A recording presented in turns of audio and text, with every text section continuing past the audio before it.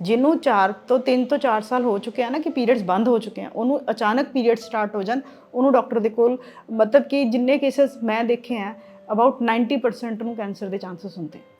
ਜਿਹੜੇ ਥੋੜ੍ਹੇ ਅਬਰੋਡ ਜਾਂ ਦੂਸਰੀ ਕੰਟਰੀਜ਼ ਆ ਉਹਨਾਂ 'ਚ ਤਾਂ ਅਸੀਂ 50+ ਹੀ ਕਹਿੰਦੇ ਆ, ਲੇਕਿਨ ਇੰਡੀਅਨ ਲਾਈਫ ਸਟਾਈਲ ਜਿਹੜਾ ਹੈ ਉਹਦੇ ਵਿੱਚ 45 ਤੋਂ ਲੈ ਕੇ 55 ਤੱਕ ਜੇ ਕਿਸੇ ਦੇ ਪੀਰੀਅਡਸ ਬੰਦ ਹੁੰਦੇ ਆ ਤਾਂ ਅਸੀਂ ਉਹਨੂੰ ਇੱਕ ਨੈਚੁਰਲ ਮੈਨੋਪੌਜ਼ ਕਹਿ ਸਕਦੇ ਕਿ ਜਦੋਂ ਵੀ ਕਿਸੇ ਦੇ ਪੀਰੀਅਡਸ ਬੰਦ ਹੁੰਦੇ ਆ ਅਪਰੋਕਸੀਮੇਟ ਜਿਹਦਾ weight 60 ਹੈ ਉਹਦਾ 3 ਤੋਂ 4, ਜਿਹਦਾ 70 ਹੈ ਉਹਦਾ 4 ਤੋਂ 5 ਕਿਲੋ ਵਜ਼ਨ ਵੱਧਦਾ ਹੈ। ਅਸੀਂ ਕਹਿੰਦੇ ਹਾਂ ਕਿ ਅਸੀਂ ਸਾਰਿਆਂ ਦਾ ਧਿਆਨ ਰੱਖਣਾ ਆਪਣੇ ਆਪ ਨੂੰ ਛੱਡ ਕੇ। ਜਦ ਉਹਨਾਂ ਨੇ ਇੰਨਾ ਲੁੱਕ ਆਫਟਰ ਕੀਤਾ, ਤੁਹਾਡੇ ਟਿਫਿਨ ਤੋਂ ਲੈ ਕੇ ਡਾਈਪਰ ਤੋਂ ਲੈ ਕੇ ਸਭ ਕੁਝ ਇੰਨੇ ਸਾਲ ਤੁਹਾਨੂੰ ਸੰਭਾਲਿਆ, ਤਾਂ ਇਸ ਟਾਈਮ ਇੱਕ ਵਿਜ਼ਿਟ ਤੁਹਾਨੂੰ ਵੀ ਦੇਣਾ ਚਾਹੀਦਾ ਕਿ ਮੰਮਾ ਨਹੀਂ ਤੁਸੀਂ ਠੀਕ ਹੋ, ਲੇਕਿਨ ਅਸੀਂ ਜਾ ਕੇ ਇੱਕ ਵਾਰੀ ਡਾਕਟਰ ਨਾਲ ਗੱਲ ਕਰਾਂਗੇ ਔਰ ਜਿਹੜੇ ਥੋੜ੍ਹੀ ਬਹੁਤ ਉਹ ਤੁਹਾਨੂੰ ਘਰ ਦੀ ਖੁਰਾਕ ਜਾਂ ਜੋ ਚੀਜ਼ਾਂ ਦੱਸਦੇ ਆ ਉਹਨੂੰ ਆਪਾਂ ਕੰਟੀਨਿਊ ਕਰਾਂਗੇ। ਕਿ ਤੁਸੀਂ ਹੋਰ ਕੁਝ ਕਰੋ ਨਾ ਕਰੋ, ਸਵੇਰੇ ਆਪਣੇ ਲਈ 45 ਮਿੰਟਸ ਟੂ 1 ਆਵਰ ਜ਼ਰੂਰ ਰੱਖੋ, ਜਿਹਦੇ 'ਚ you must go for a walk, ਠੀਕ ਹੈ। ਔਰ ਉਹ ਵਾਕ ਐਸੀ ਹੋਣੀ ਚਾਹੀਦੀ ਕਿ ਤੁਹਾਨੂੰ ਸਾਹ ਨਾ ਚੜੇ। ਪੇਸ਼ੈਂਟ ਜ਼ਿਆਦਾਤਰ ਮੈਨੂੰ ਕਹਿੰਦੇ ਕਿ ਸਾਨੂੰ ਨਾ ਲਾਈਕੋਪਿਨ ਦੱਸ ਦਿਓ, ਪ੍ਰਾਈਮ ਰੋਜ਼ ਆਇਲ ਵਗੈਰਾ ਦੱਸ ਦਿਓ। ਮੈਂ ਕਹਿੰਦੀ ਹਾਂ ਉਸ ਤੋਂ ਬੈਸਟ ਕੀ ਹੈ, ਜੋ ਮੈਂ ਤੁਹਾਨੂੰ ਡਾਈਟ ਦੱਸ ਰਹੀ ਹਾਂ। ਪੁਰਾਣੇ ਜ਼ਮਾਨੇ ਵਾਲੀਆਂ ਚੀਜ਼ਾਂ ਸੀ ਉਹ ਬੈਠੇ ਬੈਠੇ ਹੀ ਖਾ ਜਾਂਦੇ ਸੀ, ਖਰਬੂਜਾ ਦੇ ਸੁਕਾ ਕੇ। ਹੁਣ ਉਹ ਤੁਹਾਨੂੰ ਕਿਲੋ 2 ਕਿਲੋ ਦੇ ਹਿਸਾਬ ਨਾਲ ਮਿਲ ਰਿਹਾ ਤਾਂ ਤੁਹਾਨੂੰ ਵੈਲਿਊ ਪਤਾ ਲੱਗ ਰਹੀ ਹੈ। ਇੱਕ ਨੈਚੁਰਲ ਜਿਹਾ ਤਰੀਕਾ ਦੱਸੂਗੀ, ਕੋਸਟਲੀ ਵੀ ਨਹੀਂ ਹੈ। ਹਫਤੇ 'ਚ ਇੱਕ ਵਾਰ ਐਟਲੀਸਟ ਆਪਣੀ ਬਾਡੀ ਨੂੰ ਨਾ ਡੀਟੌਕਸੀਫਾਈ ਕਰੋ। ਉਹਦਾ ਸਭ ਤੋਂ ਆਸਾਨ ਤਰੀਕਾ ਤਾਂ ਤ੍ਰਿਫਲਾ ਹੈ ਜੀ।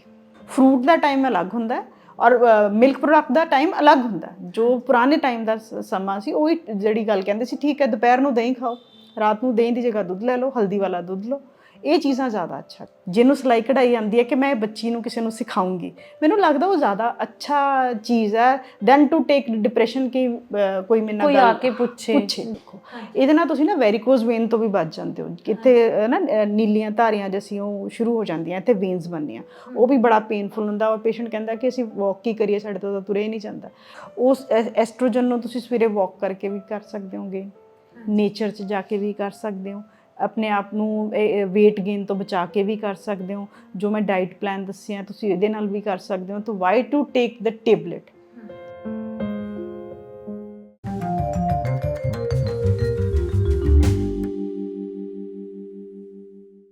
ਸਤਿ ਸ਼੍ਰੀ ਅਕਾਲ, ਮੈਂ ਰੁਪਿੰਦਰ ਕੌਰ ਸੰਧੂ, ਤੁਹਾਨੂੰ ਸਾਰਿਆਂ ਨੂੰ ਜੀ ਆਇਆਂ। ਅੱਜ ਦੀ ਮੁਲਾਕਾਤ ਆਪਾਂ ਸਿਹਤ ਸੱਤ ਪ੍ਰੋਗਰਾਮ 'ਚ ਕਰ ਰਹੇ ਹਾਂ ਡਾਕਟਰ ਮਮਤਾ ਸ਼ਰਮਾ ਹੁਣਾਂ ਨਾਲ। ਪਹਿਲਾਂ ਵੀ ਤੁਸੀਂ ਉਹਨਾਂ ਨਾਲ ਸਾਡੀਆਂ 2-3 ਮੁਲਾਕਾਤਾਂ ਵੇਖ ਚੁੱਕੇ ਹੋ। ਜੇ ਤੁਸੀਂ ਦੁਬਾਰਾ ਸਿਹਤ ਨਾਲ ਜੁੜੀਆਂ ਹੋਈਆਂ ਚੀਜ਼ਾਂ ਵੇਖਣਾ ਚਾਹੁੰਦੇ ਹੋ ਤਾਂ ਤੁਸੀਂ ਵੀ ਸੋਸ਼ਲ ਦੇ ਪੇਜ 'ਤੇ ਦੇਖ ਸਕਦੇ ਹੋ। ਗਾਇਨੀ ਦੇ ਡਾਕਟਰ ਨੇ ਮਮਤਾ ਸ਼ਰਮਾ, ਪਟਿਆਲਾ 'ਚ ਇਹਨਾਂ ਦਾ ਕਲੀਨਿਕ ਹੈ। ਅਤੇ ਅੱਜ ਆਪਾਂ ਇਹਨਾਂ ਨਾਲ ਮੀਨੋਪੌਜ਼ 'ਤੇ ਗੱਲ ਕਰਾਂਗੇ। ਬਹੁਤ ਸਾਰੀਆਂ ਸਾਡੀਆਂ ਭੈਣਾਂ ਜਿਹੜੀਆਂ 45 ਤੋਂ 55 ਸਾਲ ਦੇ ਦਰਮਿਆਨ ਇਸ ਚੀਜ਼ ਨੂੰ ਮਹਿਸੂਸ ਕਰਦੀਆਂ ਨੇ ਕਿ ਜਦੋਂ ਸਾਡੇ ਪੀਰੀਅਡਸ ਨੇ ਜਿਹੜੇ ਉਹ ਰੁਕ ਰੁਕ ਕੇ ਆਉਂਦੇ ਆ ਜਾਂ ਫਿਰ ਉਹ ਬੰਦ ਹੁੰਦੇ ਆ ਤਾਂ ਬਹੁਤ ਸਾਰੀਆਂ ਸਿਹਤ ਸਮੱਸਿਆਵਾਂ ਸਾਨੂੰ ਹੋਣ ਲੱਗਦੀਆਂ ਨੇ। ਪਰ ਅਸੀਂ ਇੰਨੀ ਝਿਜਕ 'ਚ ਰਹਿੰਦੇ ਹਾਂ ਕਿ ਉਹਨਾਂ ਬਾਰੇ ਗੱਲ ਨਹੀਂ ਕਰਦੇ। ਪਰ ਇਸ ਦੌਰਾਨ ਤੁਹਾਨੂੰ ਕਿਸੇ ਨਾ ਕਿਸੇ ਡਾਕਟਰ ਨੂੰ ਜ਼ਰੂਰ ਮਿਲਣਾ ਚਾਹੀਦਾ, ਕਿਉਂਕਿ ਬਹੁਤ ਲੰਮਾ ਚੱਲਣ ਵਾਲਾ ਪ੍ਰੋਸੈਸ ਹੁੰਦਾ ਜਿਹਨੂੰ ਇਸ ਤਰੀਕੇ ਨਾਲ ਇਗਨੋਰ ਨਹੀਂ ਕੀਤਾ ਜਾ ਸਕਦਾ। ਕੁਝ ਸਪਲੀਮੈਂਟਸ ਜਾਂ ਖੁਰਾਕ ਜਾਂ ਫਿਰ ਕਿਵੇਂ ਦੀਆਂ ਸਮੱਸਿਆਵਾਂ ਤੁਹਾਨੂੰ ਆਉਂਦੀਆਂ ਨੇ ਉਹਦੇ ਬਾਰੇ ਡਾਕਟਰ ਨੇ ਜਿਹੜੇ ਤੁਹਾਨੂੰ ਅਵੇਅਰ ਕਰਦੇ ਨੇ ਅਤੇ ਤੁਹਾਡਾ ਇਹ ਸਮਾਂ ਹੈ ਜਿਹੜਾ ਉਹ ਸੌਖਾ ਹੋ ਜਾਂਦਾ। ਇਸ ਬਾਰੇ ਆਪਾਂ ਉਹਨਾਂ ਨਾਲ ਗੱਲਬਾਤ ਕਰਦੇ ਹਾਂ। ਉਹਨਾਂ ਨੂੰ ਜੀ ਆਇਆਂ ਕਹਿੰਦੇ ਹਾਂ। ਸਤਿ ਸ਼੍ਰੀ ਅਕਾਲ ਮੈਮ। ਸਤਿ ਸ਼੍ਰੀ ਅਕਾਲ ਮੈਮ। ਕੀ ਹਾਲ ਹੈ? ਬਿਲਕੁਲ ਠੀਕ ਠਾਕ ਜੀ। ਪਹਿਲਾਂ ਤਾਂ ਥੈਂਕ ਯੂ ਬੀ ਸੋਸ਼ਲ ਲਈ।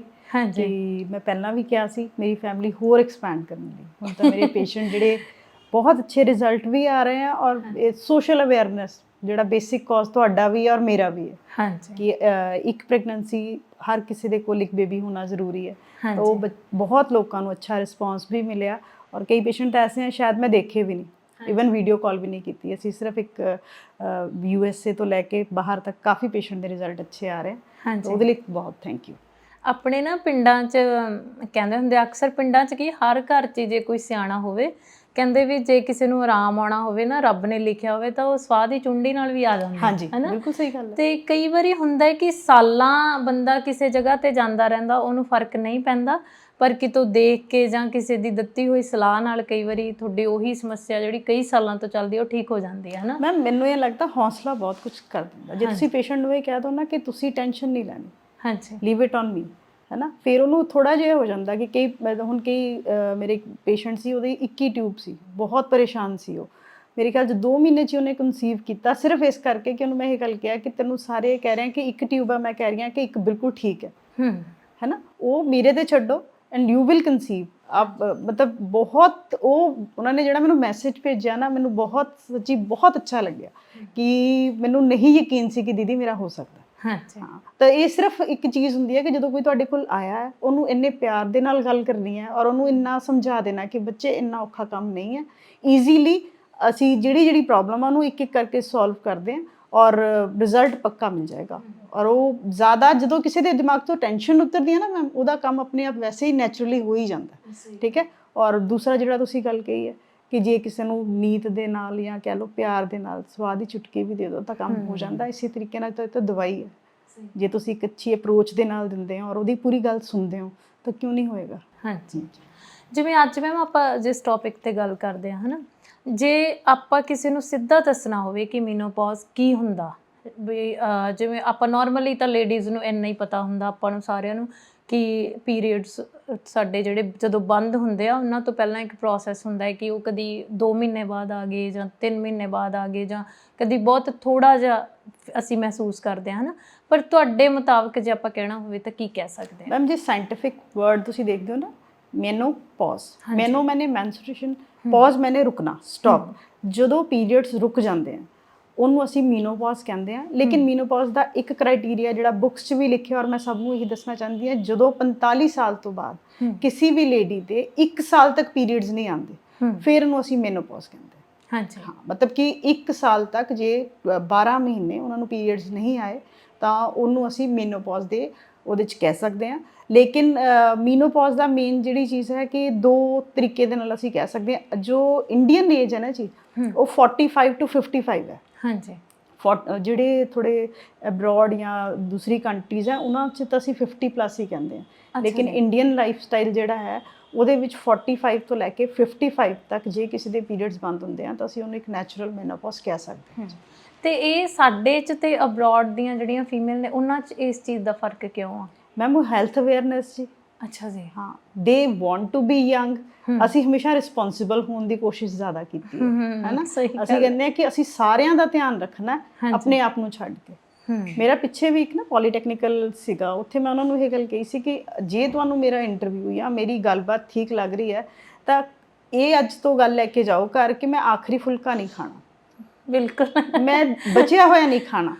ਤੁਹਾਡੀ ਪਲੇਟ ਵੀ ਓਨੀ ਪੂਰੀ ਹੋਏਗੀ ਜਿੰਨੀ ਤੁਹਾਡੇ ਹਸਬੈਂਡ ਦੀ ਜਾਂ ਤੁਹਾਡੇ ਬੇਟੇ ਦੀ ਜਾਂ ਤੁਹਾਡੀ ਬੇਟੀ ਦੀ ਹੈ। ਹਾਂਜੀ, ਇਹ ਸੈਕਰੀਫਾਈਸ ਨਹੀਂ ਹੈ ਮੈਮ। ਮੈਂ ਇਸ ਚੀਜ਼ ਨੂੰ ਸੈਕਰੀਫਾਈਸ ਨਹੀਂ ਮੰਨਦੀ। ਜਿੰਨੇ ਪੂਰੇ ਘਰ ਦੀ ਜ਼ਿੰਮੇਵਾਰੀ ਲੈਣੀ ਹੈ ਉਹ ਸਫਰ ਥੋੜਾ ਨਾ ਕਰੇਗਾ। ਹਾਂਜੀ, ਔਰ ਜਾਂ ਨਾ ਹੋਏ, ਹੈ ਨਾ। ਜੇ ਨਹੀਂ ਵੀ ਹੈ ਤਾਂ ਫਿਰ ਵੀ ਮਿਲ ਜੁਲ ਕੇ ਖਾਓ ਕਿ ਜੇ ਉਹ ਸਭ ਕੁਝ ਲੈ ਰਹੇ ਹੈ, ਜੇ ਤੁਸੀਂ ਤੁਹਾਡੀ ਇਹ ਰਿਸਪੌਂਸਿਬਿਲਿਟੀ ਹੈ ਕਿ ਮੈਂ ਘਰ ਦੇ ਇੱਕ ਮੈਂਬਰ ਨੂੰ ਦੁੱਧ ਦੇ ਕੇ ਸੌਣਾ ਤਾਂ ਤੁਹਾਨੂੰ ਵੀ ਮਿਲਣਾ ਚਾਹੀਦਾ, ਤੁਸੀਂ ਆਪਣੇ ਆਪ ਨੂੰ ਵੀ ਦੇਣਾ, ਹੈ ਨਾ। Don't expect. ਇਹ ਚੀਜ਼ਾਂ ਉਹਨਾਂ ਦੇ ਵਿੱਚ ਹੈਗੀਆਂ ਕਿ ਉਹ ਆਪਣੀ ਡਾਈਟ ਕਹਿ ਲਓ, ਆਪਣੇ ਆਪ ਨੂੰ ਯੰਗ ਰੱਖਣਾ ਚਾਹੁੰਦੇ ਆ, ਅਸੀਂ ਆਪਣੇ ਆਪ ਨੂੰ ਦਿਖਾਣਾ ਚਾਹੁੰਦੇ ਹਾਂ ਕਿ ਅਸੀਂ ਮੈਚਿਓਰ ਹੋ ਗਏ। ਹਾਂ, ਇਹ ਚੀਜ਼ ਤਾਂ ਅਸੀਂ ਅਸਲ 'ਚ ਸਾਨੂੰ ਲੱਗਦਾ ਹੈ ਕਿ ਸਾਨੂੰ ਚੰਗਾ ਮੰਨਿਆ ਹੀ ਇਸ ਚੀਜ਼ ਕਰਕੇ ਜਾਊਗਾ। ਅਸੀਂ ਕਈ ਵਾਰੀ ਹਾਸੇ 'ਚ ਗੱਲਾਂ ਕਰਦੇ ਹੁੰਦੇ ਉੱਥੇ ਬੈਠ ਕੇ ਮੈਂ ਤੇ ਗੁਰਦੀਪ, ਕਿ ਕਈ ਵਾਰੀ ਸਬਜ਼ੀ ਇੰਨੀ ਬਣੀ ਹੋਊਗੀ ਨਾ ਆਪਾਂ ਕਵਾਂਗੇ ਕਿ ਪਹਿਲਾਂ ਸਾਰਿਆਂ ਨੂੰ ਆ ਜਾਏ, ਚਲ ਮੇਰਾ ਕੀ, ਮੈਂ ਕਿਸੇ ਵੀ ਚੀਜ਼ ਨਾਲ ਖਾ ਲਵਾਂ ਨਾ। ਪਰ ਜਦ ਕਿ ਸੋਚਣਾ ਇਹ ਚਾਹੀਦਾ ਕਿ ਜੋ ਬੰਦਾ ਪੂਰੇ ਘਰ ਦਾ ਬਰਡਨ ਲੈ ਰਿਹਾ ਉਹਨੂੰ ਵੀ ਉਸ ਤੋਂ ਵਧੀਆ ਡਾਈਟ ਦੀ ਜ਼ਰੂਰਤ ਹੈ ਜਿੰਨੀ ਕਿ ਬਾਕੀ ਫੈਮਿਲੀ ਲੈਂਦੀ ਪਈ ਹੈ। ਪਤਾ ਨਹੀਂ, ਮੈਨੂੰ ਤਾਂ ਲੱਗ ਰਿਹਾ ਪਰ ਜਦੋਂ ਅਸੀਂ ਛੋਟੇ ਸੀ ਨਾ, ਅਸੀਂ 4 ਜਣੇ ਜੀ ਸੀ ਜੀ ਘਰ 'ਚ, ਪਰ ਮੇਰੇ ਪਾਪਾ ਨੇ ਇੱਕੋ ਹੀ ਰੂਲ ਬਣਾਇਆ ਸੀ ਕਿ ਖਾਣਾ ਇਕੱਠਾ ਬਣੇਗਾ ਔਰ ਅਸੀਂ ਚਾਰੋਂ ਬੈਠ ਕੇ ਖਾਵਾਂਗੇ। ਕਿ ਇਹ ਨਹੀਂ ਹੈ ਕਿ ਮੰਮਾ ਕਿਚਨ में से फुल्का दे रही है ਜਾਂ ਦੇ ਰਹੇ ਹਾਂ ਤਾਂ ਅਸੀਂ ਖਾ ਰਹੇ ਹਾਂ ਨਾ। ਉਹ ਬੜਾ ਅੱਛਾ, ਮੈਨੂੰ ਤਾਂ ਬੜਾ ਅੱਛਾ ਰੂਲ ਲੱਗਦਾ ਸੀ ਇਹ ਕਿ ਤੁਸੀਂ ਬਣਾ ਲਓ ਔਰ ਸਾਰੇ ਜਾਣੇ ਇਕੱਠੇ, ਤੁਹਾਡੀ ਗੱਲਬਾਤ ਵੀ ਹੋਏਗੀ ਔਰ ਉਸ ਬੰਦੇ ਨੂੰ ਵੀ ਲੱਗੇਗਾ ਕਿ ਮੈਂ ਵੀ ਵਿੱਚ ਪਾਰਟ ਹਾਂ। ਬਿਲਕੁਲ, ਹੈ ਨਾ, ਉਹ ਮੈਨੂੰ ਠੀਕ ਲੱਗਦਾ ਜੀ। ਤੇ ਹੁਣ ਜੇ ਆਪਾਂ ਗੱਲ ਕਰੀਏ ਕਿ ਇਸ ਚੀਜ਼ ਨੂੰ ਕੋਈ ਸਮੱਸਿਆ ਮੰਨਿਆ ਜਾਣਾ ਚਾਹੀਦਾ? ਮੈਮ ਦੇਖੋ, ਪਹਿਲਾਂ ਤਾਂ ਮੈਂ ਦੱਸੂੰਗੀ ਕਿ ਮੈਨੋਪੌਜ਼ 2 ਤਰ੍ਹਾਂ ਦਾ ਹੁੰਦਾ। ਇੱਕ ਤਾਂ ਜੇ ਤੁਸੀਂ ਕਹਿੰਦੇ ਹੋ ਕਿ 40 ਤੋਂ ਪਹਿਲਾਂ ਜੇ ਕਿਸੇ ਦੇ ਪੀਰੀਅਡਸ ਬੰਦ ਹੋਣੇ ਸ਼ੁਰੂ ਜਾਂਦੇ ਆ ਉਹਨੂੰ ਅਸੀਂ ਪ੍ਰੀ ਮੈਨੋਪੌਜ਼ ਕਹਿ ਦਿੰਦੇ ਹਾਂ। ਜੇ 45 ਤੋਂ ਪਹਿਲਾਂ ਪ੍ਰੀ ਮੈਨੋਪੌਜ਼, ਜੇ 40 ਤੋਂ ਵੀ ਪਹਿਲਾਂ ਕਿਸੇ ਦੇ ਪੀਰੀਅਡਸ ਬੰਦ ਹੁੰਦੇ ਆ ਤਾਂ ਉਹ ਮੈਨੋਪੌਜ਼ ਨਹੀਂ ਹੈ, ਉਹ ਓਵੇਰੀਅਨ ਫੇਲਿਓਰ 'ਚ ਆਏਗਾ ਕਿ ਉਸ ਬੱਚੇ ਦੀਆਂ ਓਵਰੀਜ਼ ਜਿਹੜੀਆਂ ਉਹਨਾਂ ਨੇ ਆਪਣਾ ਕੰਮ ਕਰਨਾ ਬੰਦ ਕਰ ਦਿੱਤਾ ਤੇ ਉਸ ਕਰਕੇ ਉਹਦੇ ਪੀਰੀਅਡਸ ਆਣੇ ਬੰਦ ਹੋ ਗਏ। ਉਹ ਮੈਨੋਪੌਜ਼ ਨਹੀਂ ਹੋਏਗਾ, ਉਹ ਪ੍ਰੀਮੈਚੁਰ ਓਵੇਰੀਅਨ ਫੇਲਿਓਰ ਹੋਏਗਾ। 40 ਤੋਂ ਬਾਅਦ ਪ੍ਰੀਮੈਚੁਰ ਔਰ 45 to 55 ਜਿਹੜਾ ਇੱਕ ਪੀਰੀਅਡ ਮੰਨਿਆ ਜਾਂਦਾ ਜਿਹਦੇ ਵਿੱਚ ਅਸੀਂ ਨਾਰਮਲੀ ਕਹਿੰਦੇ ਹਾਂ ਕਿ ਕਿਸੇ ਨੂੰ ਪੀਰੀਅਡਸ ਜੇ ਬੰਦ ਹੁੰਦੇ ਆ ਤਾਂ ਠੀਕ ਹੈ। 55 ਤੋਂ ਬਾਅਦ ਜੇ ਕਿਸੇ ਨੂੰ ਪੀਰੀਅਡਸ ਨਹੀਂ ਬੰਦ ਹੁੰਦੇ ਉਹਨੂੰ ਵੀ ਡਾਕਟਰ ਨੂੰ ਦਿਖਾਉਣਾ ਚਾਹੀਦਾ। ਅੱਛਾ ਜੀ। ਹਾਂਜੀ, ਕਿਉਂਕਿ ਇਹਦਾ ਮਤਲਬ ਹੈ ਕਿ ਉਹਦੇ ਅੰਦਰ ਕੋਈ ਫਿਬਰਾਇਡ ਜਾਂ ਉਹਦੇ ਐਸਟ੍ਰੋਜਨ ਦੀ ਲੈਵਲ ਇੰਨਾ ਹੈ ਕਿ ਕੱਲ ਨੂੰ ਕੋਈ ਛੋਟਾ ਮੋਟਾ ਕੈਂਸਰ ਦਾ ਜਾਂ ਕੋਈ ਵੀ ਚੀਜ਼ ਸ਼ੁਰੂ ਤਾਂ ਨਹੀਂ ਹੋਗੀ। ਅਗਰ ਕਿਸੇ ਪੇਸ਼ੈਂਟ ਨੂੰ ਕਿਉਂਕਿ ਜ਼ਿਆਦਾਤਰ ਪੇਸ਼ੈਂਟ ਨੂੰ ਇਹ ਲੱਗਦਾ ਕਿ ਸ਼ਾਇਦ ਨਹੀਂ ਬੰਦ ਹੋ ਰਹੇ ਤਾਂ ਕੋਈ ਗੱਲ ਨਹੀਂ, ਠੀਕ ਹੈ, ਨਹੀਂ ਬੰਦ ਹੋ ਰਹੇ ਤਾਂ ਦਿਸ ਇਜ਼ ਓਕੇ, ਲੇਕਿਨ ਇੱਕ ਡਾਕਟਰ ਨੂੰ ਚੈੱਕਅਪ ਜ਼ਰੂਰ ਕਰਵਾ ਲਓ ਕਿ ਕੋਈ ਹੋਰ ਰੀਜ਼ਨ ਤਾਂ ਨਹੀਂ ਹੈ, ਅਸੀਂ ਸਿਰਫ ਨਾਰਮਲ ਲੈ ਕੇ ਹੀ ਚੱਲ ਰਹੇ ਹਾਂ ਇਹਨੂੰ, ਠੀਕ ਹੈ। ਦੂਸਰਾ ਮੈਮ, ਮੀਨੋਪੌਜ਼ ਨੂੰ ਅਸੀਂ ਸਮੱਸਿਆ ਨਹੀਂ ਕਹਿ ਸਕਦੇ। ਮੈਂ ਹਮੇਸ਼ਾ ਜਦੋਂ ਵੀ ਪੇਸ਼ੈਂਟ ਆਉਂਦੇ ਆ ਨਾ, ਹੁਣ ਇਹ ਕਹਿੰਦੇ ਕਿ ਜੀ ਹੁਣ ਮੀਨੋਪੌਜ਼ ਹੋ ਗਿਆ, ਹੁਣ ਅਸੀਂ ਬੁੱਢੇ ਹੋ ਗਏ। ਮੈਂ ਹਮੇਸ਼ਾ ਇਹ ਗੱਲ ਕਹਿੰਦੀ ਹਾਂ ਕਿ ਡਿਪਰੈਸ਼ਨ ਵਾਲੀ ਗੱਲ ਨਹੀਂ ਹੈ। ਸਭ ਤੋਂ ਪਹਿਲਾਂ ਤਾਂ you should be thankful to the god ਕਿ ਤੁਸੀਂ ਇਸ ਸਟੇਜ ਤੇ ਪਹੁੰਚੇ ਹੋ, ਹੈ ਨਾ। ਤੁਸੀਂ 50 60 ਤੇ ਪਹੁੰਚ ਗਏ, ਤੁਹਾਡੇ ਨਾਲ ਦੇ ਪਤਾ ਨਹੀਂ ਕਿੰਨੇ ਲੋਕ ਰਾਸਤੇ 'ਚ ਹੀ ਚਲੇ ਗਏ ਜਿਨ੍ਹਾਂ ਦੀ ਸਿਹਤ ਵੀ ਸ਼ਾਇਦ ਤੁਹਾਡੇ ਨਾਲੋਂ ਅੱਛੀ ਸੀ, ਹੈ ਨਾ, ਸਭ ਕੁਝ ਸੀ।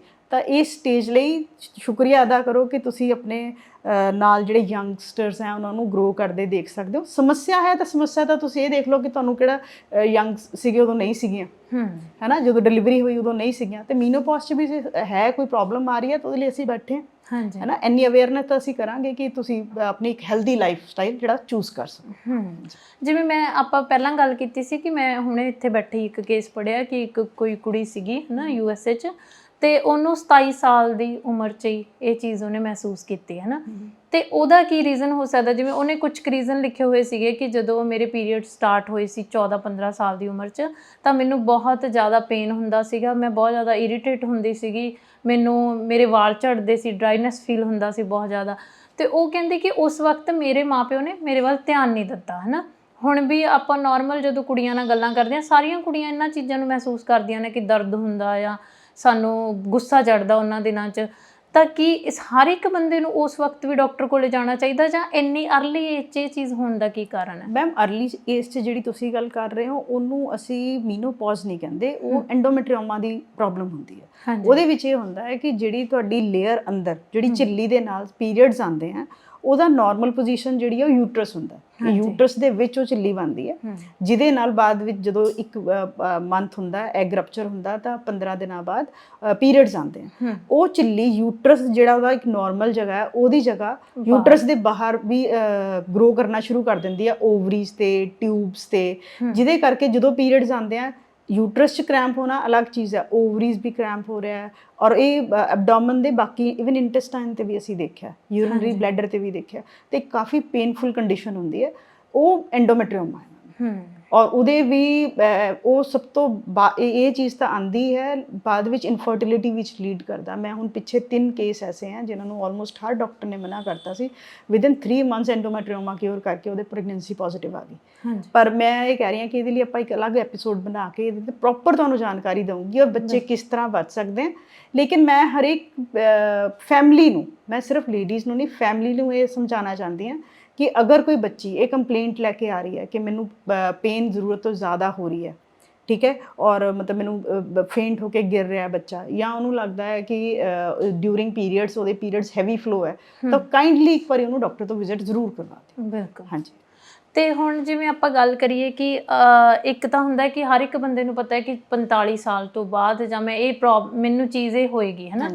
ਤੇ ਉੱਦਾਂ ਜਿਵੇਂ ਤੁਹਾਨੂੰ ਦੱਸਿਆ ਸੀ ਕਿ ਮੇਰੀ ਇੱਕ ਦੋਸਤ ਆ, ਬੜੀ ਪੜ੍ਹੀ ਲਿਖੀ ਆ ਨਾ, ਉਹਨੇ ਇੰਨੀਆਂ ਪ੍ਰੋਬਲਮਸ ਫੇਸ ਕੀਤੀਆਂ ਪਰ ਉਹ ਡਾਕਟਰ ਕੋਲ ਨਹੀਂ ਗਈ। ਫਿਰ ਜਦੋਂ ਮੈਂ ਉਹਨੂੰ ਕਿਹਾ ਵੀ ਤੂੰ ਇੱਕ ਵਾਰੀ ਜਾ, ਤੂੰ ਮਿਲ ਕਿਸੇ ਡਾਕਟਰ ਨੂੰ, ਤਾਂ ਉਦੋਂ ਉਹਨੂੰ ਲੱਗਿਆ ਕਿ ਮੈਂ ਕਿੰਨੀਆਂ ਚੀਜ਼ਾਂ ਸੀਗੀਆਂ ਜਿਹੜੀਆਂ ਮੇਰੀਆਂ ਇੱਕ ਵਿਜ਼ਿਟ ਨਾਲ ਮੈਨੂੰ ਲੱਗਿਆ ਕਿ ਮੈਂ ਰਿਲੈਕਸ ਹੋ ਗਈ।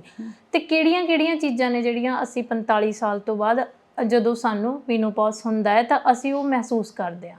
ਮੈਮ, ਜਿਹੜੀ ਸਭ ਤੋਂ ਪਹਿਲਾ ਸਿੰਪਟਮ ਆਉਂਦਾ ਨਾ, ਉਹ ਆਉਂਦਾ ਹੌਟ ਫਲੈਸ਼ਿਸ। ਹੌਟ ਫਲੈਸ਼ਿਸ ਨੂੰ ਜੇ ਮੈਂ ਪੰਜਾਬੀ 'ਚ ਦੱਸਾਂ ਤਾਂ ਉਹਦੇ 'ਚ ਇਹ ਹੁੰਦਾ ਕਿ ਜਦੋਂ ਪੇਸ਼ੈਂਟ ਪੱਖੇ ਥੱਲੇ ਬੈਠਦਾ ਹੈ ਤਾਂ ਉਹਨੂੰ ਠੰਡ ਲੱਗਣ ਲੱਗ ਜਾਂਦੀ। ਜੇ ਉਹ ਥੋੜਾ ਜਿਹਾ ਅੰਦਰ ਜਾਂਦਾ ਤਾਂ ਉਹਨੂੰ ਥੋੜਾ ਲੱਗਦਾ ਘਬਰਾਹਟ ਹੋ ਗਈ ਜਾਂ ਗਰਮੀ ਲੱਗਣ ਲੱਗ ਜਾਂਦੀ ਹੈ। ਤਾਂ ਉਹ ਚੀਜ਼ ਨੂੰ, ਔਰ ਜਦੋਂ ਰਾਤ ਨੂੰ ਸੁੱਤਾ ਹੁੰਦਾ ਪੇਸ਼ੈਂਟ, ਉਹਨੂੰ ਇੱਕਦਮ ਐਂ ਲੱਗਦਾ ਕਿ ਮੈਂ ਪੂਰੇ ਪਸੀਨੇ ਨਾਲ ਭਿੱਜ ਗਈ। ਨਾਰਮਲੀ ਜਿਹੜਾ ਬੰਦਾ ਹੈ ਉਹ ਕਹਿ ਰਿਹਾ ਕਿ ਸਾਨੂੰ ਤਾਂ ਸਵੈਟਰ ਚਾਹੀਦਾ, ਉਹ ਕਹਿੰਦੇ ਜੀ ਮੈਂ ਤਾਂ ਸੂਟ 'ਚ ਵੀ ਬਹੁਤ ਅਨਕੰਫਰਟੇਬਲ ਆ, ਮੈਨੂੰ ਇੰਨੀ ਗਰਮੀ ਲੱਗ ਰਹੀ ਹੈ। ਇਹ ਸਭ ਤੋਂ ਪਹਿਲਾ ਸਿੰਪਟਮ ਆਉਂਦਾ ਜੀ। ਸੈਕਿੰਡ ਸਿੰਪਟਮ ਜਿਹੜਾ ਆਉਂਦਾ ਹੈ ਉਹ ਬਹੁਤ ਕਾਮਨ ਹੈ, ਔਰ ਉਹਦੇ ਬਾਰੇ ਮੈਂ ਬਹੁਤ ਖੁੱਲ੍ਹ ਕੇ ਦੱਸੂਗੀ ਕਿ ਤੁਹਾਡੇ ਨਾ ਜਦੋਂ ਪੀਰੀਅਡਸ ਬੰਦ ਹੁੰਦੇ ਆ ਤਾਂ ਸਾਡੀ ਬੋਡੀ 'ਚ ਇੱਕ ਹਾਰਮੋਨ ਹੁੰਦਾ ਐਸਟ੍ਰੋਜਨ, ਉਹ ਘਟਣਾ ਸ਼ੁਰੂ ਹੋ ਜਾਂਦਾ। ਜਦੋਂ ਉਹ ਘਟਦਾ ਹੈ ਉਹ ਸਾਡੀ ਬੋਡੀ 'ਚ ਬਹੁਤ ਸਾਰੇ ਕੰਮ ਕਰਦਾ। ਉਹਦੇ 'ਚ ਇੱਕ ਕੰਮ ਹੁੰਦਾ ਹੈ ਕਿ ਸਾਡਾ ਜਿਹੜਾ ਨੀਚੇ ਪੈਲਵਿਸ ਹੈ, ਪੈਲਵਿਸ ਯਾਨੀ ਕਿ ਯੂਰਿਨ ਟਾਇਲਟ ਔਰ ਬੱਚੇਦਾਨੀ ਵਾਲੀ ਜਿਹੜੀ ਜਗ੍ਹਾ ਹੈ ਉਹਨੂੰ, ਉਹ ਮਸਲਸ ਨੂੰ ਟੋਨ ਅਪ ਕਰਦਾ ਹਾਂਜੀ ਤੇ ਉਹ ਥੋੜਾ ਜਿਹਾ ਰਿਲੈਕਸ ਹੋ ਜਾਂਦਾ, ਜਿਸ ਕਰਕੇ ਜ਼ਿਆਦਾਤਰ ਲੇਡੀਜ਼ ਨੂੰ ਇਹ ਪ੍ਰੋਬਲਮ ਆਉਂਦੀ ਹੈ, ਇਨਕੌਂਟੀਨੈਂਸ ਆਫ ਯੂਰਿਨ ਕਹਿ ਸਕਦੇ ਹਾਂ, ਜਾਂ ਫਿਰ ਪੰਜਾਬੀ 'ਚ ਕਹੋ ਕਿ ਪੇਸ਼ੈਂਟ ਜਦੋਂ ਥੋੜੀ ਜਿਹੀ ਖਾਂਸੀ ਕਰ ਰਿਹਾ ਜਾਂ ਥੋੜਾ ਜਿਹਾ ਹੱਸ ਰਿਹਾ ਤਾਂ ਯੂਰਿਨ ਨਹੀਂ ਕੰਟਰੋਲ ਕਰ ਪਾਉਂਦਾ, ਉਹਦਾ ਯੂਰਿਨ ਪਾਸ ਆਊਟ ਹੋ ਜਾਂਦਾ। ਜਾਂ ਦੂਸਰੀ ਗੱਲ ਹੈ ਕਿ ਉਹਨੂੰ ਇੰਨਾ ਕੁ ਟਾਈਮ ਵੀ ਨਹੀਂ ਮਿਲਦਾ ਕਿ ਉਹ ਟਾਇਲਟ ਤੱਕ ਜਾ ਸਕੇ, ਉਸ ਤੋਂ ਪਹਿਲਾਂ ਹੀ ਉਹਦਾ, ਔਰ ਇਹ ਨਾ ਜ਼ਿਆਦਾਤਰ ਇਹ ਪਲੀਜ਼ ਮੈਂ ਇਹ ਤੁਹਾਡੇ ਰਾਹੀਂ ਦੱਸਣਾ ਚਾਹੁੰਦੀ ਹਾਂ ਕਿ ਇਸ ਚੀਜ਼ ਲਈ ਸ਼ਰਮਾਨਾ ਨਹੀਂ, ਇਹ ਤੁਹਾਡੀ ਗਲਤੀ ਨਹੀਂ ਹੈ, ਠੀਕ ਹੈ। ਇਹਦੇ ਕੀ ਮੈਂ ਕਾਈਂਡਲੀ ਮੈਂ ਯਾਦ ਨਾਲ ਇਹਦੇ ਤੁਹਾਨੂੰ ਪ੍ਰੀਕਾਸ਼ਨ ਵੀ ਦੱਸੂਗੀ ਔਰ ਇਹਦਾ ਕਿਉਰ ਵੀ ਦੱਸੂਗੀ। ਇਹ ਜ਼ਰੂਰ ਧਿਆਨ ਰੱਖੋ, ਇਹ ਚੀਜ਼ ਜੇ ਆਉਂਦੀ ਹੈ ਤਾਂ ਇਹਨੂੰ ਜਦੋਂ ਤੁਸੀਂ ਸ਼ੁਰੂ 'ਚ ਹੀ ਨਿਪਟ ਲਓਗੇ ਤਾਂ ਅੱਗੇ ਤੁਹਾਨੂੰ ਪ੍ਰੋਬਲਮ ਨਹੀਂ ਆਏਗੀ, ਹਾਂਜੀ ਠੀਕ ਹੈ। ਉਸ ਤੋਂ ਬਾਅਦ ਥੋੜਾ ਜਿਹਾ ਮੈਮ ਪ੍ਰੋਬਲਮ ਕੀ ਹੁੰਦੀ ਹੈ ਕਿ ਵਜਾਈਨਾ ਜਿਹੜਾ ਹੈ ਉਹਦੇ ਕੋਲ ਬਲੱਡ ਸਪਲਾਈ ਘੱਟ ਜਾਂਦੀ ਹੈ, ਐਸਟ੍ਰੋਜਨ ਘੱਟ ਹੋਣ ਕਰਕੇ ਤਾਂ ਉਹ ਡਰਾਈ ਹੋ ਜਾਂਦਾ, ਤਾਂ ਇਸ ਕਰਕੇ ਜਦੋਂ ਉਹ ਇੰਟਰਕੋਰਸ ਕਰਦੇ ਆ ਤਾਂ ਉਹਨਾਂ ਨੂੰ ਪੇਨਫੁਲ ਲੱਗਦਾ। ਹਾਂਜੀ ਔਰ ਉਹ ਜ਼ਿਆਦਾਤਰ ਕੰਪਲੇਂਟ ਇਹ ਹੁੰਦੀ ਹੈ ਕਿ ਹਸਬੈਂਡ ਦੀ ਕਿ ਸ਼ੀ ਡਜ਼ਨਟ ਵਾਂਟ ਟੂ, ਤਾਂ ਜਦ ਕਿ ਰੀਜ਼ਨ ਇਹ ਹੁੰਦਾ ਕਿ ਉਹਨਾਂ ਲਈ ਇਹ ਪੇਨਫੁਲ ਹੋ ਚੁੱਕਿਆ ਹੁੰਦਾ, ਤੇ ਉਹ ਇਸ ਚੀਜ਼ ਨੂੰ ਵੀ ਉਹ ਥੋੜਾ ਜਿਹਾ ਲੈ ਕੇ ਚੱਲਦੇ ਆ ਕਿ ਮੈਨੂੰ ਪ੍ਰੋਬਲਮ ਹੈ, ਮੈਂ ਆਈ ਵਾਂਟ ਟੂ ਅਵੋਇਡ। ਤੇ ਦੂਸਰੀ ਜਿਹੜੀ ਪ੍ਰੋਬਲਮ ਹੈ ਵੇਟ ਗੇਨ, ਕਿ ਜਦੋਂ ਵੀ ਕਿਸੇ ਦੇ ਪੀਰੀਅਡਸ ਬੰਦ ਹੁੰਦੇ ਆ, ਅਪਰੋਕਸੀਮੇਟ ਜਿਹਦਾ weight 60 ਹੈ ਉਹਦਾ 3 ਤੋਂ 4, ਜਿਹਦਾ 70 ਹੈ ਉਹਦਾ 4 ਤੋਂ 5 ਕਿਲੋ ਵਜ਼ਨ ਵੱਧਦਾ ਹੈ। ਹਾਂਜੀ, ਇਹ ਹਰੇਕ ਕੰਡੀਸ਼ਨ, ਹਾਂ, ਔਰ ਪੈਲਵਿਕ ਜ਼ਿਆਦਾ ਵੱਧਦਾ, ਠੀਕ ਹੈ, ਉਹ ਪ੍ਰੋਬਲਮ ਆਉਂਦੀ ਹੈ। ਦੂਸਰਾ ਤੁਹਾਨੂੰ ਸ਼ਾਇਦ ਤੁਸੀਂ ਵੀ ਨੋਟ ਕੀਤਾ ਹੋਏਗਾ ਕਿ ਲੇਡੀਜ਼ ਨੂੰ ਹਾਰਟ ਪ੍ਰੋਬਲਮ ਘੱਟ ਹੁੰਦੀ ਹੈ, ਹਾਰਟ ਅਟੈਕ ਬਹੁਤ ਰੇਅਰ ਸੁਣਿਆ। ਹਾਂਜੀ ਉਹਦਾ ਰੀਜ਼ਨ ਵੀ ਇਹ ਹੁੰਦਾ ਕਿ ਐਸਟ੍ਰੋਜਨ ਬਚਾ ਕੇ ਰੱਖਦਾ ਸਾਨੂੰ। ਜਦੋਂ 45 ਤੋਂ ਬਾਅਦ ਐਸਟ੍ਰੋਜਨ ਘਟਦਾ ਤਾਂ ਤੁਹਾਨੂੰ ਆਪਣੀ ਡਾਈਟ ਇਸ ਤਰੀਕੇ ਨਾਲ ਰੱਖਣੀ ਚਾਹੀਦੀ ਹੈ ਕਿ ਨਾ ਤਾਂ ਤੁਹਾਨੂੰ ਬੀਪੀ ਹੋਏ, ਨਾ ਸ਼ੂਗਰ ਹੋਏ, ਨਾ ਥਾਇਰਾਇਡ ਹੋਏ, ਨਾ ਕੋਲੇਸਟ੍ਰੋਲ ਲੈਵਲ ਹੋਏ, ਕਿਉਂਕਿ ਤੁਹਾਡਾ ਸਪੋਰਟਿਵ ਸਿਸਟਮ ਥੋੜਾ ਜਿਹਾ ਪਿੱਛੇ ਹਟ ਰਿਹਾ, ਤਾਂ ਤੁਸੀਂ ਆਪਣੀ ਬਾਡੀ ਨੂੰ ਕਿਸ ਤਰ੍ਹਾਂ ਮੇਨਟੇਨ ਕਰ ਸਕਦੇ ਹੋ, ਦੈਟ ਇਜ਼ ਵੈਰੀ ਇੰਪੋਰਟੈਂਟ। ਤੇ ਜਿਵੇਂ ਤੁਸੀਂ ਇਹ ਚੀਜ਼ਾਂ ਦੱਸ ਰਹੇ ਸੀ ਕਿ ਆਪਾਂ ਨੂੰ ਇਵੇਂ ਦੀਆਂ ਪ੍ਰੋਬਲਮਸ ਆਉਂਦੀਆਂ ਨੇ, ਹਨਾ, ਤੇ ਉਸੇ ਵਕਤ ਸਾਨੂੰ ਮਤਲਬ ਜਦੋਂ ਲੱਗੇ ਕਿ ਹੁਣ ਮੇਰੀ ਏਜ ਇਹ ਹੋ ਰਹੀ ਆ, ਤਾਂ ਮੰਨ ਲਓ ਕਿ 45 ਸਾਲ ਤੱਕ ਸਾਨੂੰ ਮਹਿਸੂਸ ਹੋਏਗਾ ਕਿ ਮੈਨੂੰ ਇਹ ਚੀਜ਼ ਹੋ ਸਕਦੀ ਹੈ ਨਾ, ਉਸ ਤੋਂ ਪਹਿਲਾਂ ਸਾਨੂੰ ਕਦੋਂ ਤੋਂ ਪਹਿਲਾਂ ਹੀ ਡਾਕਟਰ ਨੂੰ ਵਿਜ਼ਿਟ ਕਰਨਾ ਚਾਹੀਦਾ ਜਾਂ ਇਹ ਚੀਜ਼ ਸਟਾਰਟ ਹੋਣ ਤੋਂ ਬਾਅਦ ਵਿਜ਼ਿਟ ਕਰਨਾ ਚਾਹੀਦਾ? ਮੈਂ ਤੁਹਾਨੂੰ ਨਾ ਇੱਕ ਹੋਰ ਚੀਜ਼ ਦੱਸਣਾ ਚਾਹੁੰਦੀ ਹਾਂ, ਦੋ ਤਰ੍ਹਾਂ ਦਾ ਮੀਨੋਪੌਜ਼ ਹੈ, ਇੱਕ ਆਰਟੀਫੀਸ਼ੀਅਲ, ਇੱਕ ਨੈਚੁਰਲ। ਆਰਟੀਫੀਸ਼ੀਅਲ 'ਚ ਕੀ ਹੁੰਦਾ ਹੈ ਕਿ ਕਈ ਵਾਰ ਕਿਸੇ ਪੇਸ਼ੈਂਟ ਦੀ ਕੰਡੀਸ਼ਨ ਐਸੀ ਹੁੰਦੀ ਹੈ ਕਿ ਉਹਦੇ ਫਿਬਰਾਇਡ ਹੋ ਜਾਂਦੇ ਆ ਜਾਂ ਉਹਦੀ ਓਵਰੀਜ਼ 'ਚ ਕੋਈ ਟਿਊਮਰ ਹੁੰਦਾ ਤਾਂ ਉਹਨੂੰ ਪਹਿਲਾਂ ਹੀ ਰਿਮੂਵ ਕਰ ਦਿੰਦੇ ਏਜ ਤੋਂ ਪਹਿਲਾਂ, ਤਾਂ ਉਹ ਕਹਿ ਦੋ ਕਿ ਆਰਟੀਫੀਸ਼ੀਅਲ ਮੀਨੋਪੌਜ਼ ਹੋ ਗਿਆ ਨਾ, ਕਿਉਂਕਿ ਉਹਦੀ ਬਾਡੀ 'ਚੋਂ ਆਰਗਨ ਹੀ ਕੱਢ ਲਿਆ, ਠੀਕ ਹੈ, ਉਹ ਆਰਟੀਫੀਸ਼ੀਅਲ ਹੋ ਗਿਆ। ਇੱਕ ਹੋ ਗਿਆ ਨੈਚੁਰਲ। ਤੇ ਇਹਨਾਂ ਦੋਨਾਂ ਦੇ ਵਿੱਚ ਜਦੋਂ ਤੁਹਾਨੂੰ ਲੱਗਦਾ ਹੈ ਕਿ you are 45, you must go to a doctor, ਹੈ ਨਾ। ਇਹ ਔਰ ਪਹਿਲਾਂ ਤਾਂ ਮੈਂ ਤੁਹਾਨੂੰ ਦੱਸ ਰਹੀ ਹਾਂ, ਕੋਈ ਜੇ ਮੇਰੀ ਇੰਟਰਵਿਊ ਕਿਸੇ ਨੂੰ ਬਹੁਤ ਅੱਛੀ ਵੀ ਲੱਗੀ ਹੋਏਗੀ ਤਾਂ ਸ਼ਾਇਦ 1% ਲੇਡੀਜ਼ ਹੋਣਗੀਆਂ ਜਿਹੜੀਆਂ ਇਹ ਸਟੈਪ ਚੁੱਕਣਗੀਆਂ। ਇਹ ਡਿਊਟੀ ਬਣਦੀ ਹੈ ਉਹਨਾਂ ਦੇ ਬੱਚਿਆਂ ਦੀ, ਉਹਨਾਂ ਦੀ ਫੈਮਿਲੀ ਦੀ। ਜਦ ਉਹਨਾਂ ਨੇ ਇੰਨਾ ਲੁੱਕ ਆਫਟਰ ਕੀਤਾ, ਤੁਹਾਡੇ ਟਿਫਿਨ ਤੋਂ ਲੈ ਕੇ ਡਾਈਪਰ ਤੋਂ ਲੈ ਕੇ ਸਭ ਕੁਝ ਇੰਨੇ ਸਾਲ ਤੁਹਾਨੂੰ ਸੰਭਾਲਿਆ, ਤਾਂ ਇਸ ਟਾਈਮ ਇੱਕ ਵਿਜ਼ਿਟ ਤੁਹਾਨੂੰ ਵੀ ਦੇਣਾ ਚਾਹੀਦਾ ਕਿ ਮੰਮਾ ਨਹੀਂ ਤੁਸੀਂ ਠੀਕ ਹੋ, ਲੇਕਿਨ ਅਸੀਂ ਜਾ ਕੇ ਇੱਕ ਵਾਰੀ ਡਾਕਟਰ ਨਾਲ ਗੱਲ ਕਰਾਂਗੇ ਔਰ ਜਿਹੜੇ ਥੋੜ੍ਹੀ ਬਹੁਤ ਉਹ ਤੁਹਾਨੂੰ ਘਰ ਦੀ ਖੁਰਾਕ ਜਾਂ ਜੋ ਚੀਜ਼ਾਂ ਦੱਸਦੇ ਆ ਉਹਨੂੰ ਆਪਾਂ ਕੰਟੀਨਿਊ ਕਰਾਂਗੇ। ਕਿਉਂਕਿ ਮੈਂ ਦੇਖਿਆ ਜੀ ਬੱਚੇ ਹੁਣ ਇਹ ਕਹਿਣ ਲੱਗੇ ਕਿ ਤੁਹਾਨੂੰ ਅਸੀਂ ਡਿਨਰ ਦੇ ਰਹੇ ਹਾਂ, ਹੈ ਨਾ, ਕਿ ਤੁਸੀਂ ਦੋਨੋਂ ਡਿਨਰ 'ਤੇ ਜਾਓ ਜਾਂ ਇਸ ਤਰ੍ਹਾਂ ਕਰੋ। ਉਹਦੇ ਨਾਲ ਇੱਕ ਇਹ ਚੀਜ਼ ਵੀ ਸ਼ੁਰੂ ਕਰੋ ਕਿ ਇੱਕ ਹੈਲਥ ਚੈੱਕਅਪ ਦਿਓ ਮੰਮਾ ਨੂੰ, ਕਿ ਸਾਲ 'ਚ ਇੱਕ ਵਾਰ ਮੰਮਾ ਤੁਸੀਂ ਡਾਕਟਰ ਦੇ ਕੋਲ ਜਾਣਾ ਹੀ ਜਾਣਾ, ਅਤੇ ਆਪਣੇ ਰੈਗੂਲਰ ਜਿਹੜੇ ਬਹੁਤ ਨੋਰਮਲ ਟੈਸਟ ਔਰ ਜਿੱਦਾਂ ਕਹਿੰਦੇ ਆ ਕਿ ਇੱਕ ਮੈਮੋਗ੍ਰਾਫੀ ਜ਼ਰੂਰ ਉਹਨਾਂ ਦੇ ਕੋਲ ਹੋਣੀ ਚਾਹੀਦੀ ਹੈ, ਇੱਕ ਅਲਟਰਾਸਾਊਂਡ ਜ਼ਰੂਰ ਹੋਣਾ ਚਾਹੀਦਾ, ਇੱਕ ਜਨਰਲ ਕੰਸਲਟੇਸ਼ਨ ਜ਼ਰੂਰ ਹੋਣੀ ਚਾਹੀਦੀ ਹੈ। ਮੈਂ ਬਿਲਕੁਲ ਨਹੀਂ ਕਹਿ ਰਹੀ ਉਹਨਾਂ ਦੇ ਕੋਲ ਜਾ ਕੇ ਦਵਾਈਆਂ ਲੈ ਕੇ ਆਓ। ਜਿਵੇਂ ਜੇ ਤੁਸੀਂ ਕਿਹਾ ਸੀ ਕਿ ਜੇ 55 ਪਲੱਸ ਹੋ ਜਾਂਦੇ ਹੋ ਤੁਸੀਂ ਫਿਰ ਵੀ ਤੁਹਾਡੇ ਪੀਰੀਅਡਸ ਨਹੀਂ ਰੁਕਦੇ, ਤਾਂ ਜਦੋਂ ਮੈਂ ਥੋੜਾ ਜਿਹਾ ਇਸ ਬਾਰੇ ਪੜ੍ਹ ਰਹੀ ਸੀ ਤਾਂ ਉੱਤੇ ਲਿਖਿਆ ਸੀ ਕਿ ਤੁਹਾਨੂੰ ਯੂਟਰਸ ਦਾ ਕੈਂਸਰ ਹੋਣ ਦਾ ਖਤਰਾ ਵੱਧ ਜਾਂਦਾ ਹੈ ਨਾ। ਮੈਂ ਦੋ ਚੀਜ਼ਾਂ ਬਿਲਕੁਲ ਧਿਆਨ ਰੱਖੋ ਕਿ ਇੱਕ ਤਾਂ ਜਦੋਂ ਕਿਸੇ ਦੇ ਪੀਰੀਅਡ ਸਪੋਜ਼ ਕਰੋ 42, 43, 45 ਤੇ ਬੰਦ ਹੋ ਗਏ ਔਰ ਉਹਨੂੰ 50 ਤੇ ਜਾ ਕੇ ਫਿਰ ਪੀਰੀਅਡ ਸਟਾਰਟ ਹੋ ਗਏ, ਇਮੀਡੀਏਟਲੀ ਕੰਸਲਟ ਦ ਡਾਕਟਰ। ਹਾਂਜੀ, ਜਿਹਨੂੰ 3 ਤੋਂ 4 ਸਾਲ ਹੋ ਚੁੱਕੇ ਆ ਨਾ ਕਿ ਪੀਰੀਅਡਸ ਬੰਦ ਹੋ ਚੁੱਕੇ ਆ, ਉਹਨੂੰ ਅਚਾਨਕ ਪੀਰੀਅਡ ਸਟਾਰਟ ਹੋ ਜਾਣ, ਉਹਨੂੰ ਡਾਕਟਰ ਦੇ ਕੋਲ, ਮਤਲਬ ਕਿ ਜਿੰਨੇ ਕੇਸਿਸ ਮੈਂ ਦੇਖੇ ਆ ਅਬਾਊਟ 90% ਨੂੰ ਕੈਂਸਰ ਦੇ ਚਾਂਸਸ ਹੁੰਦੇ ਆ, ਔਰ ਇਹ ਲੁਕਾਉਣਾ ਨਹੀਂ ਹੈ ਨਾ ਕਿ ਚਲੋ ਕੋਈ ਗੱਲ ਨਹੀਂ ਦੁਬਾਰਾ ਸ਼ੁਰੂ ਹੋ ਗਿਆ, ਐਸਾ ਨਹੀਂ ਹੁੰਦਾ। ਦੂਸਰੀ ਗੱਲ ਕਿ ਜਿਹੜੇ 55 ਤੋਂ ਬਾਅਦ ਹੈ ਕਿ ਹੋ ਸਕਦਾ ਤੁਸੀਂ ਨਾਰਮਲ ਵੀ ਹੋ ਕਿਉਂਕਿ ਤੁਸੀਂ ਇੱਕ ਹੈਲਦੀ ਲਾਈਫਸਟਾਈਲ ਵੀ ਅਡਾਪਟ ਕੀਤਾ ਹੋਵੇ, ਲੇਕਿਨ 55 ਤੋਂ ਬਾਅਦ ਜੇ ਤੁਹਾਡੀ ਬਾਡੀ ਦੇ ਵਿੱਚ ਐਸਟ੍ਰੋਜਨ ਲੈਵਲ ਹਾਈ ਹੈ ਤਾਂ ਤੁਸੀਂ ਕਾਰਸੀਨੋਮਾ ਵੱਲ ਵੀ ਲੀਡ ਕਰ ਸਕਦੇ ਹੋ। ਤਾਂ ਇਸ ਕਰਕੇ ਇੱਕ ਵਾਰ ਡਾਕਟਰ ਨੂੰ ਜ਼ਰੂਰ ਕੰਸਲਟ ਕਰ ਲਓ। ਮੀਨੋਪੌਜ਼ ਦੇ ਟਾਈਮ 'ਚ ਸਾਡੀ ਜਿਹੜੀ ਡਾਈਟ ਆ ਉਹ ਕੀ ਹੋਣੀ ਚਾਹੀਦੀ ਆ, ਜਾਂ ਸਾਨੂੰ ਕੁਝ ਐਕਸਟਰਾ ਜਿਹੜੇ ਸਪਲੀਮੈਂਟ ਨੇ ਜਿਵੇਂ ਹੁਣ ਮਾਰਕੀਟ ਦੇ ਵਿੱਚ ਆ ਗਏ ਨੇ ਉਹਦੇ ਤੇ ਈਵਨ ਕਿ ਤੁਹਾਨੂੰ ਡਾਕਟਰ ਕੋਲ ਜਾਣ ਦੀ ਵੀ ਲੋੜ ਨਹੀਂ ਪੈਂਦੀ, ਤੁਹਾਡੀ ਏਜ ਵੀ ਰਿਕਮੈਂਡ ਕੀਤੀ ਹੁੰਦੀ ਹੈ ਕਿ ਏਜ ਦਾ ਬੰਦਾ ਇਹ ਖਾ ਲਵੇ, ਬੱਚੇ ਆਹ ਖਾ ਲੈਣ ਜਾਂ ਲੇਡੀਜ਼ ਆਹ ਖਾ ਲੈਣ, ਹੈ ਨਾ। ਕਿ ਸਾਨੂੰ ਆਪਣੀ ਡਾਈਟ ਲੈਣੀ ਚਾਹੀਦੀ ਆ। ਅਤੇ ਦੂਜੀ ਚੀਜ਼ ਜਿਵੇਂ ਤੁਸੀਂ ਕਿਹਾ ਕਿ ਅਬਰੋਡ ਦੇ ਲੋਕ ਨੇ ਜਿਹੜੇ ਉਹ ਬਹੁਤ ਹੈਲਥ ਕੌਨਸ਼ੀਅਸ ਹੁੰਦੇ ਆ ਨਾ, ਉਹ ਪ੍ਰੋਪਰ ਰਨਿੰਗ ਕਰਦੇ ਆ, ਵਾਕ ਕਰਦੇ ਆ, ਜਾਂ ਬਹੁਤ ਜ਼ਿਆਦਾ ਲੋਕ ਐਕਸਰਸਾਈਜ਼ ਹਮੇਸ਼ਾ ਕਰਦੇ ਹੀ ਕਰਦੇ ਆ। ਅਤੇ ਬੋਡੀ ਲਈ ਸਾਡੇ ਲਈ ਕੀ ਜ਼ਰੂਰੀ ਹੈ ਕਿ ਸਾਨੂੰ ਐਕਸਰਸਾਈਜ਼ ਜਾਂ ਵਾਕ ਕਿੰਨਾ ਟਾਈਮ ਕਰਨਾ ਚਾਹੀਦਾ, ਇਹ ਮਸਟ ਕਿ ਹੋਣਾ ਹੀ ਚਾਹੀਦੀ ਹੈ ਇਹ ਚੀਜ਼। ਮੈਮ ਮੈਂ ਤੁਹਾਨੂੰ ਚੀਜ਼ ਦੱਸੀ ਹੈ, ਦੇਖੋ 3 ਚੀਜ਼ਾਂ ਜਿਹੜੀਆਂ ਮੈਂ ਤੁਹਾਨੂੰ ਦੱਸੀਆਂ ਉਹਦੇ 'ਚ ਇੱਕ ਚੀਜ਼ ਦੱਸੀ ਹੈ ਤੁਹਾਡਾ weight gain ਹੋਏਗਾ ਹੀ। ਹਾਂਜੀ ਠੀਕ ਹੈ, ਉਹਦੇ ਲਈ ਡਿਪਰੈਸ਼ਨ ਲੈਣ ਨਾਲੋਂ ਅੱਛਾ ਕਿ ਤੁਸੀਂ ਆਪਣਾ ਲਾਈਫ ਸਟਾਈਲ ਚੇਂਜ ਕਰੋ। ਨੋਰਮਲ ਮੈਂ ਨਾ ਵਾਕ ਤੇ ਜਾਂਦੀ ਸੀ, ਮੇਰੇ ਬੱਚੇ ਪੋਲੋ ਗਰਾਊਂਡ ਜਾਂਦੇ ਸੀ, ਤਾਂ ਮੈਂ ਹਮੇਸ਼ਾ ਮਾਰਨਿੰਗ ਵਾਕ ਦੀ ਫੋਟੋ ਲਗਾ ਕੇ ਕਹਿੰਦੀ ਸੀ best hormonal therapy, best D3 source. ਕਿ ਤੁਸੀਂ ਹੋਰ ਕੁਝ ਕਰੋ ਨਾ ਕਰੋ, ਸਵੇਰੇ ਆਪਣੇ ਲਈ 45 ਮਿੰਟਸ ਟੂ 1 ਆਵਰ ਜ਼ਰੂਰ ਰੱਖੋ, ਜਿਹਦੇ 'ਚ you must go for a walk. ਠੀਕ ਹੈ, ਔਰ ਉਹ ਵਾਕ ਐਸੀ ਹੋਣੀ ਚਾਹੀਦੀ ਕਿ ਤੁਹਾਨੂੰ ਸਾਹ ਨਾ ਚੜੇ, ਇੱਕ ਨੋਰਮਲ। ਠੀਕ ਹੈ, ਦੂਸਰਾ ਧੁੱਪ 'ਚ ਜ਼ਰੂਰ, ਸਵੇਰ ਵਾਲੀ ਧੁੱਪ 'ਚ ਜ਼ਰੂਰ ਬੈਠੋ ਤਾਂ ਕਿ ਇੱਕ ਨੈਚੁਰਲ D3 ਜ਼ਰੂਰ ਮਿਲੇ। ਔਰ ਦੂਸਰਾ ਮੈਮ ਜੋ ਅਸੀਂ ਸ਼ੁਰੂ ਤੋਂ ਵੀ ਦੇਖਿਆ, ਨੇਚਰ ਜੋ ਤੁਹਾਨੂੰ ਦੇ ਸਕਦੀ ਹੈ ਨਾ, ਉਹ ਸ਼ਾਇਦ ਹੀ ਕੋਈ ਸਪਲੀਮੈਂਟ ਤੁਹਾਨੂੰ ਦੇ ਸਕਦਾ। ਤੁਸੀਂ ਮਤਲਬ ਤੁਸੀਂ ਕਿਸੇ ਵੀ ਅੱਛੀ ਜਗ੍ਹਾ ਤੇ ਜਾਂਦੇ ਹੋ, ਉੱਥੇ ਬਰਡਸ ਹੁੰਦੇ ਆ ਜਾਂ ਗ੍ਰੀਨਰੀ ਦੇਖਦੇ ਹੋ, ਤਾਂ ਤੁਹਾਡੇ ਮਨ ਨੂੰ ਇੱਕ ਖੁਸ਼ੀ ਹੁੰਦੀ ਹੈ ਨਾ। ਤਾਂ ਹਾਰਮੋਨਸ ਕੀ ਹੈ, ਮੇਨ ਚੀਜ਼ ਹੈ ਕਿ ਤੁਹਾਡੇ ਹੈਪੀ ਹਾਰਮੋਨਸ ਸਿਕਰੀਟ ਹੋਣੇ ਚਾਹੀਦੇ ਆ। ਤਾਂ ਹੈਪੀ ਹਾਰਮੋਨਸ ਕਿਹਦੇ ਨਾਲ ਹੋਣਗੇ, ਤੁਸੀਂ ਸਟ੍ਰੈਸ ਤੋਂ ਨਿਕਲੋ। ਹਾਂਜੀ, ਹੈ ਨਾ। ਉਸ ਚੀਜ਼ ਨੂੰ ਆਪਣੇ ਆਪ ਨੂੰ ਜਿਹੜਾ ਤੁਸੀਂ ਲਾਈਫ 'ਚ ਅੱਛਾ ਕੰਮ ਕਰਨਾ ਸੀ ਕਰ ਦਿੱਤਾ। ਹੁਣ ਥੋੜਾ ਜਿਹਾ ਇਹ ਕਿ ਤੁਹਾਡੀ ਬੋਡੀ, ਮੈਂ ਇਹ ਕਹਿ ਰਹੀ ਹਾਂ ਕਿ ਪੇਸ਼ੈਂਟ ਜ਼ਿਆਦਾਤਰ ਮੈਨੂੰ ਕਹਿੰਦੇ ਕਿ ਸਾਨੂੰ ਨਾ ਲਾਈਕੋਪਿਨ ਦੱਸ ਦਿਓ, ਪ੍ਰਾਈਮਰੋਜ਼ ਆਇਲ ਵਗੈਰਾ ਦੱਸ ਦਿਓ। ਮੈਂ ਕਹਿੰਦੀ ਹਾਂ ਉਸ ਤੋਂ ਬੈਸਟ ਕੀ ਹੈ, ਜੋ ਮੈਂ ਤੁਹਾਨੂੰ ਡਾਈਟ ਦੱਸ ਰਹੀ ਹਾਂ, ਪਲੀਜ਼ ਤੁਸੀਂ ਸਵੇਰੇ ਅਤੇ ਸ਼ਾਮ ਨੂੰ ਤੁਸੀਂ ਕੋਈ ਮੰਦਿਰ, ਗੁਰਦੁਆਰਾ, ਜੋ ਤੁਹਾਨੂੰ ਪਸੰਦ ਲੱਗਦਾ, ਉੱਥੇ ਜਾ ਕੇ ਗੱਲਬਾਤ ਨਹੀਂ ਕਰਨੀ ਕਿ ਇਹਨੇ ਐਂ ਕਰਤਾ, ਉਹਨੇ ਐਂ ਕਰਤਾ, ਉਹ ਬਿਲਕੁਲ ਨਹੀਂ ਕਰਨਾ। ਹਾਂ, ਉਹ ਡਬਲ ਤੁਸੀਂ ਸਟ੍ਰੈਸ ਲੈ ਕੇ ਆਓਗੇ। ਉੱਥੇ ਇੱਕ ਕਾਰਨਰ ਤੇ ਜਾ ਕੇ ਬੈਠੋ। ਹਾਂਜੀ, ਔਰ ਸਪਿਰਿਚੁਅਲੀ ਉਸ ਪਰਮਾਤਮਾ ਦਾ ਸ਼ੁਕਰੀਆ ਕਰੋ, ਜੋ ਵੀ ਤੁਸੀਂ ਪਾਠ ਕਰਨਾ ਕਰੋ। ਇਹ ਚੀਜ਼ਾਂ ਤੁਹਾਨੂੰ ਇੰਨਾ ਹੈਲਪ ਕਰਨਗੀਆਂ ਕਿ ਸ਼ਾਇਦ ਸਵੇਰੇ ਮਾਰਨਿੰਗ ਵਾਕ ਹੋਗੀ, ਸ਼ਾਮ ਨੂੰ ਤੁਸੀਂ ਆਪਣੇ ਲਈ ਟਾਈਮ ਜ਼ਰੂਰ ਕੱਢੋ। ਔਰ ਜਿਹੜੇ ਹੈਲਥ ਸਪਲੀਮੈਂਟ ਹੈ ਮੈਮ, ਉਹਦੇ ਵਿੱਚ ਜਿਹੜੀਆਂ ਚੀਜ਼ਾਂ ਹੈ, ਸੋਇਆਬੀਨ ਐਡ ਕਰੋ। ਸਾਨੂੰ ਮੇਨ ਇਹਦੇ ਲਈ ਪ੍ਰੋਟੀਨ ਚਾਹੀਦਾ ਹੁੰਦਾ। ਠੀਕ ਹੈ, ਔਰ ਜਿਹੜੀ ਤੁਹਾਡੇ ਐਸਟ੍ਰੋਜਨ ਸਿਕਰੀਟਿੰਗ ਤੁਹਾਡੇ ਘਰ 'ਚ ਹੈ, ਉਹ ਚੀਜ਼ਾਂ ਮੈਂ ਤੁਹਾਨੂੰ ਦੱਸ ਰਹੀ ਹਾਂ। ਇੱਕ ਤਾਂ ਸੋਇਆਬੀਨ, ਠੀਕ ਹੈ, ਸੋਇਆਬੀਨ ਨਾਰਮਲੀ ਆਪਾਂ ਨੂੰ ਦੇਖੋ ਨਿਊਟਰੀਲਾ, ਹਾਂ, ਉਹਦੇ 'ਚ ਮਿਲ ਸਕਦਾ ਹੈ ਨਾ। ਠੀਕ ਹੈ, ਦੂਸਰਾ ਅੱਜ ਕੱਲ੍ਹ ਇਹਦੀਆਂ ਦੂਸਰੀਆਂ ਚੀਜ਼ਾਂ ਵੀ, ਜਿੱਦਾਂ ਥੋੜ੍ਹੇ ਬਹੁਤੇ ਚਿਪਸ ਵੀ ਸੋਇਆਬੀਨ ਦੇ, ਇੱਦਾਂ ਦੀਆਂ ਚੀਜ਼ਾਂ ਆ ਗਈਆਂ, ਲੇਕਿਨ ਸਾਲਟ ਕੰਟੈਂਟ ਘੱਟ। ਠੀਕ ਹੈ, ਦੂਸਰੀ ਚੀਜ਼ ਕੀ ਹੈ ਕਿ ਤੁਹਾਡੇ ਪਾਲਕ 'ਚ, ਹਰੀਆਂ ਸਬਜ਼ੀਆਂ 'ਚ ਇਹ ਜ਼ਰੂਰ ਹੁੰਦਾ। ਠੀਕ ਹੈ, ਰੋਜ਼ ਦੀ ਡਾਈਟ ਦੇ ਵਿੱਚ ਫਲੈਕਸਿਡ, ਠੀਕ ਹੈ, ਇਹ ਜ਼ਰੂਰ ਐਡ ਕਰੋ। ਦੇਖੋ ਜਿਹੜੀਆਂ ਚੀਜ਼ਾਂ, ਅਲਸੀ ਦੇ ਬੀਜ ਹੋ ਗਏ, ਤਰਬੂਜ ਦੇ ਬੀਜ ਹੋ ਗਏ, ਜਿਹੜੇ ਪੁਰਾਣੇ ਜ਼ਮਾਨੇ ਵਾਲੀਆਂ ਚੀਜ਼ਾਂ ਸੀ, ਉਹ ਬੈਠੇ ਬੈਠੇ ਹੀ ਖਾ ਜਾਂਦੇ ਸੀ ਖਰਬੂਜਾ ਦੇ ਸੁਕਾ ਕੇ। ਹੁਣ ਉਹ ਤੁਹਾਨੂੰ ਕਿਲੋ 2 ਕਿਲੋ ਦੇ ਹਿਸਾਬ ਨਾਲ ਮਿਲ ਰਿਹਾ, ਤਾਂ ਤੁਹਾਨੂੰ ਵੈਲਿਊ ਪਤਾ ਲੱਗ ਰਹੀ ਹੈ ਨਾ। ਪਰ ਉਹ ਚੀਜ਼ਾਂ ਹੀ ਠੀਕ ਸੀ, ਉਹ ਨੈਚੁਰਲ ਚੀਜ਼ਾਂ ਤੁਹਾਡੇ ਘਰ 'ਚ ਹੀ ਹੈ। ਉਹ ਜ਼ਰੂਰ, ਜਿੱਦਾਂ 2 ਚਮਚ ਸਵੇਰੇ ਫਲੈਕਸਿਡ ਲੈ ਲਿਆ, ਠੀਕ ਹੈ, ਉਹਨੂੰ ਕਰਕੇ। ਔਰ ਇੱਕ ਫਰੂਟ ਜਿਹੜਾ ਵੀ ਤੁਹਾਨੂੰ ਸੀਜ਼ਨਲ, ਮੈਂ ਹਮੇਸ਼ਾ ਰਿਕਮੈਂਡ ਕਰਦੀ ਹਾਂ ਸੀਜ਼ਨਲ ਫਰੂਟ, ਹੈ ਨਾ। ਤੁਸੀਂ ਕੋਈ ਵੀ ਇੱਕ ਤਾਂ ਇੰਡੀਅਨ ਫਰੂਟ ਚੂਜ਼ ਕਰੋ, ਜਿੱਦਾਂ ਹੁਣ ਅੱਜ ਕੱਲ੍ਹ ਜਾਮਨਾ ਬਹੁਤ ਵਧੀਆ, ਖਾਓ, ਸਭ ਕੁਝ ਅੱਛਾ ਹੈ ਉਹਦੇ ਵਿੱਚ, ਹੈ ਨਾ। ਬਾਅਦ 'ਚ ਤੁਸੀਂ ਕਹੋਗੇ ਸ਼ੂਗਰ ਲਈ ਅੱਛੀਆਂ ਹੁੰਦੀਆਂ, ਜਦੋਂ ਸ਼ੂਗਰ ਹੋ ਗਈ ਫਿਰ ਲੱਭਦੇ ਫਿਰਦੇ ਹਾਂ ਅਸੀਂ ਕਿ ਜਾਮਨ ਦਾ ਗਲਾਸ ਦੇ ਦਿਓ ਜੀ। ਹੁਣ ਜਦੋਂ ਆਈਆਂ ਤਾਂ ਆਪਾਂ ਖਾ ਹੀ ਲੈਂਦੇ ਹਾਂ, ਹੈ ਨਾ। ਤਾਂ ਇਹ ਚੀਜ਼ਾਂ ਤੁਸੀਂ ਆਪਣੀ ਡਾਈਟ 'ਚ ਜ਼ਰੂਰ ਇਨਕਲੂਡ ਕਰੋ। ਦੂਸਰਾ, ਜਿਹੜਾ ਕੈਲਸ਼ੀਅਮ ਦੀ ਡੈਫੀਸ਼ੀਐਂਸੀ ਹੋ ਜਾਂਦੀ ਹੈ, ਉਹਦੇ ਲਈ ਦੁੱਧ ਦੇ ਬਣੇ ਹੋਏ ਬਹੁਤ ਸਾਰੀਆਂ ਚੀਜ਼ਾਂ।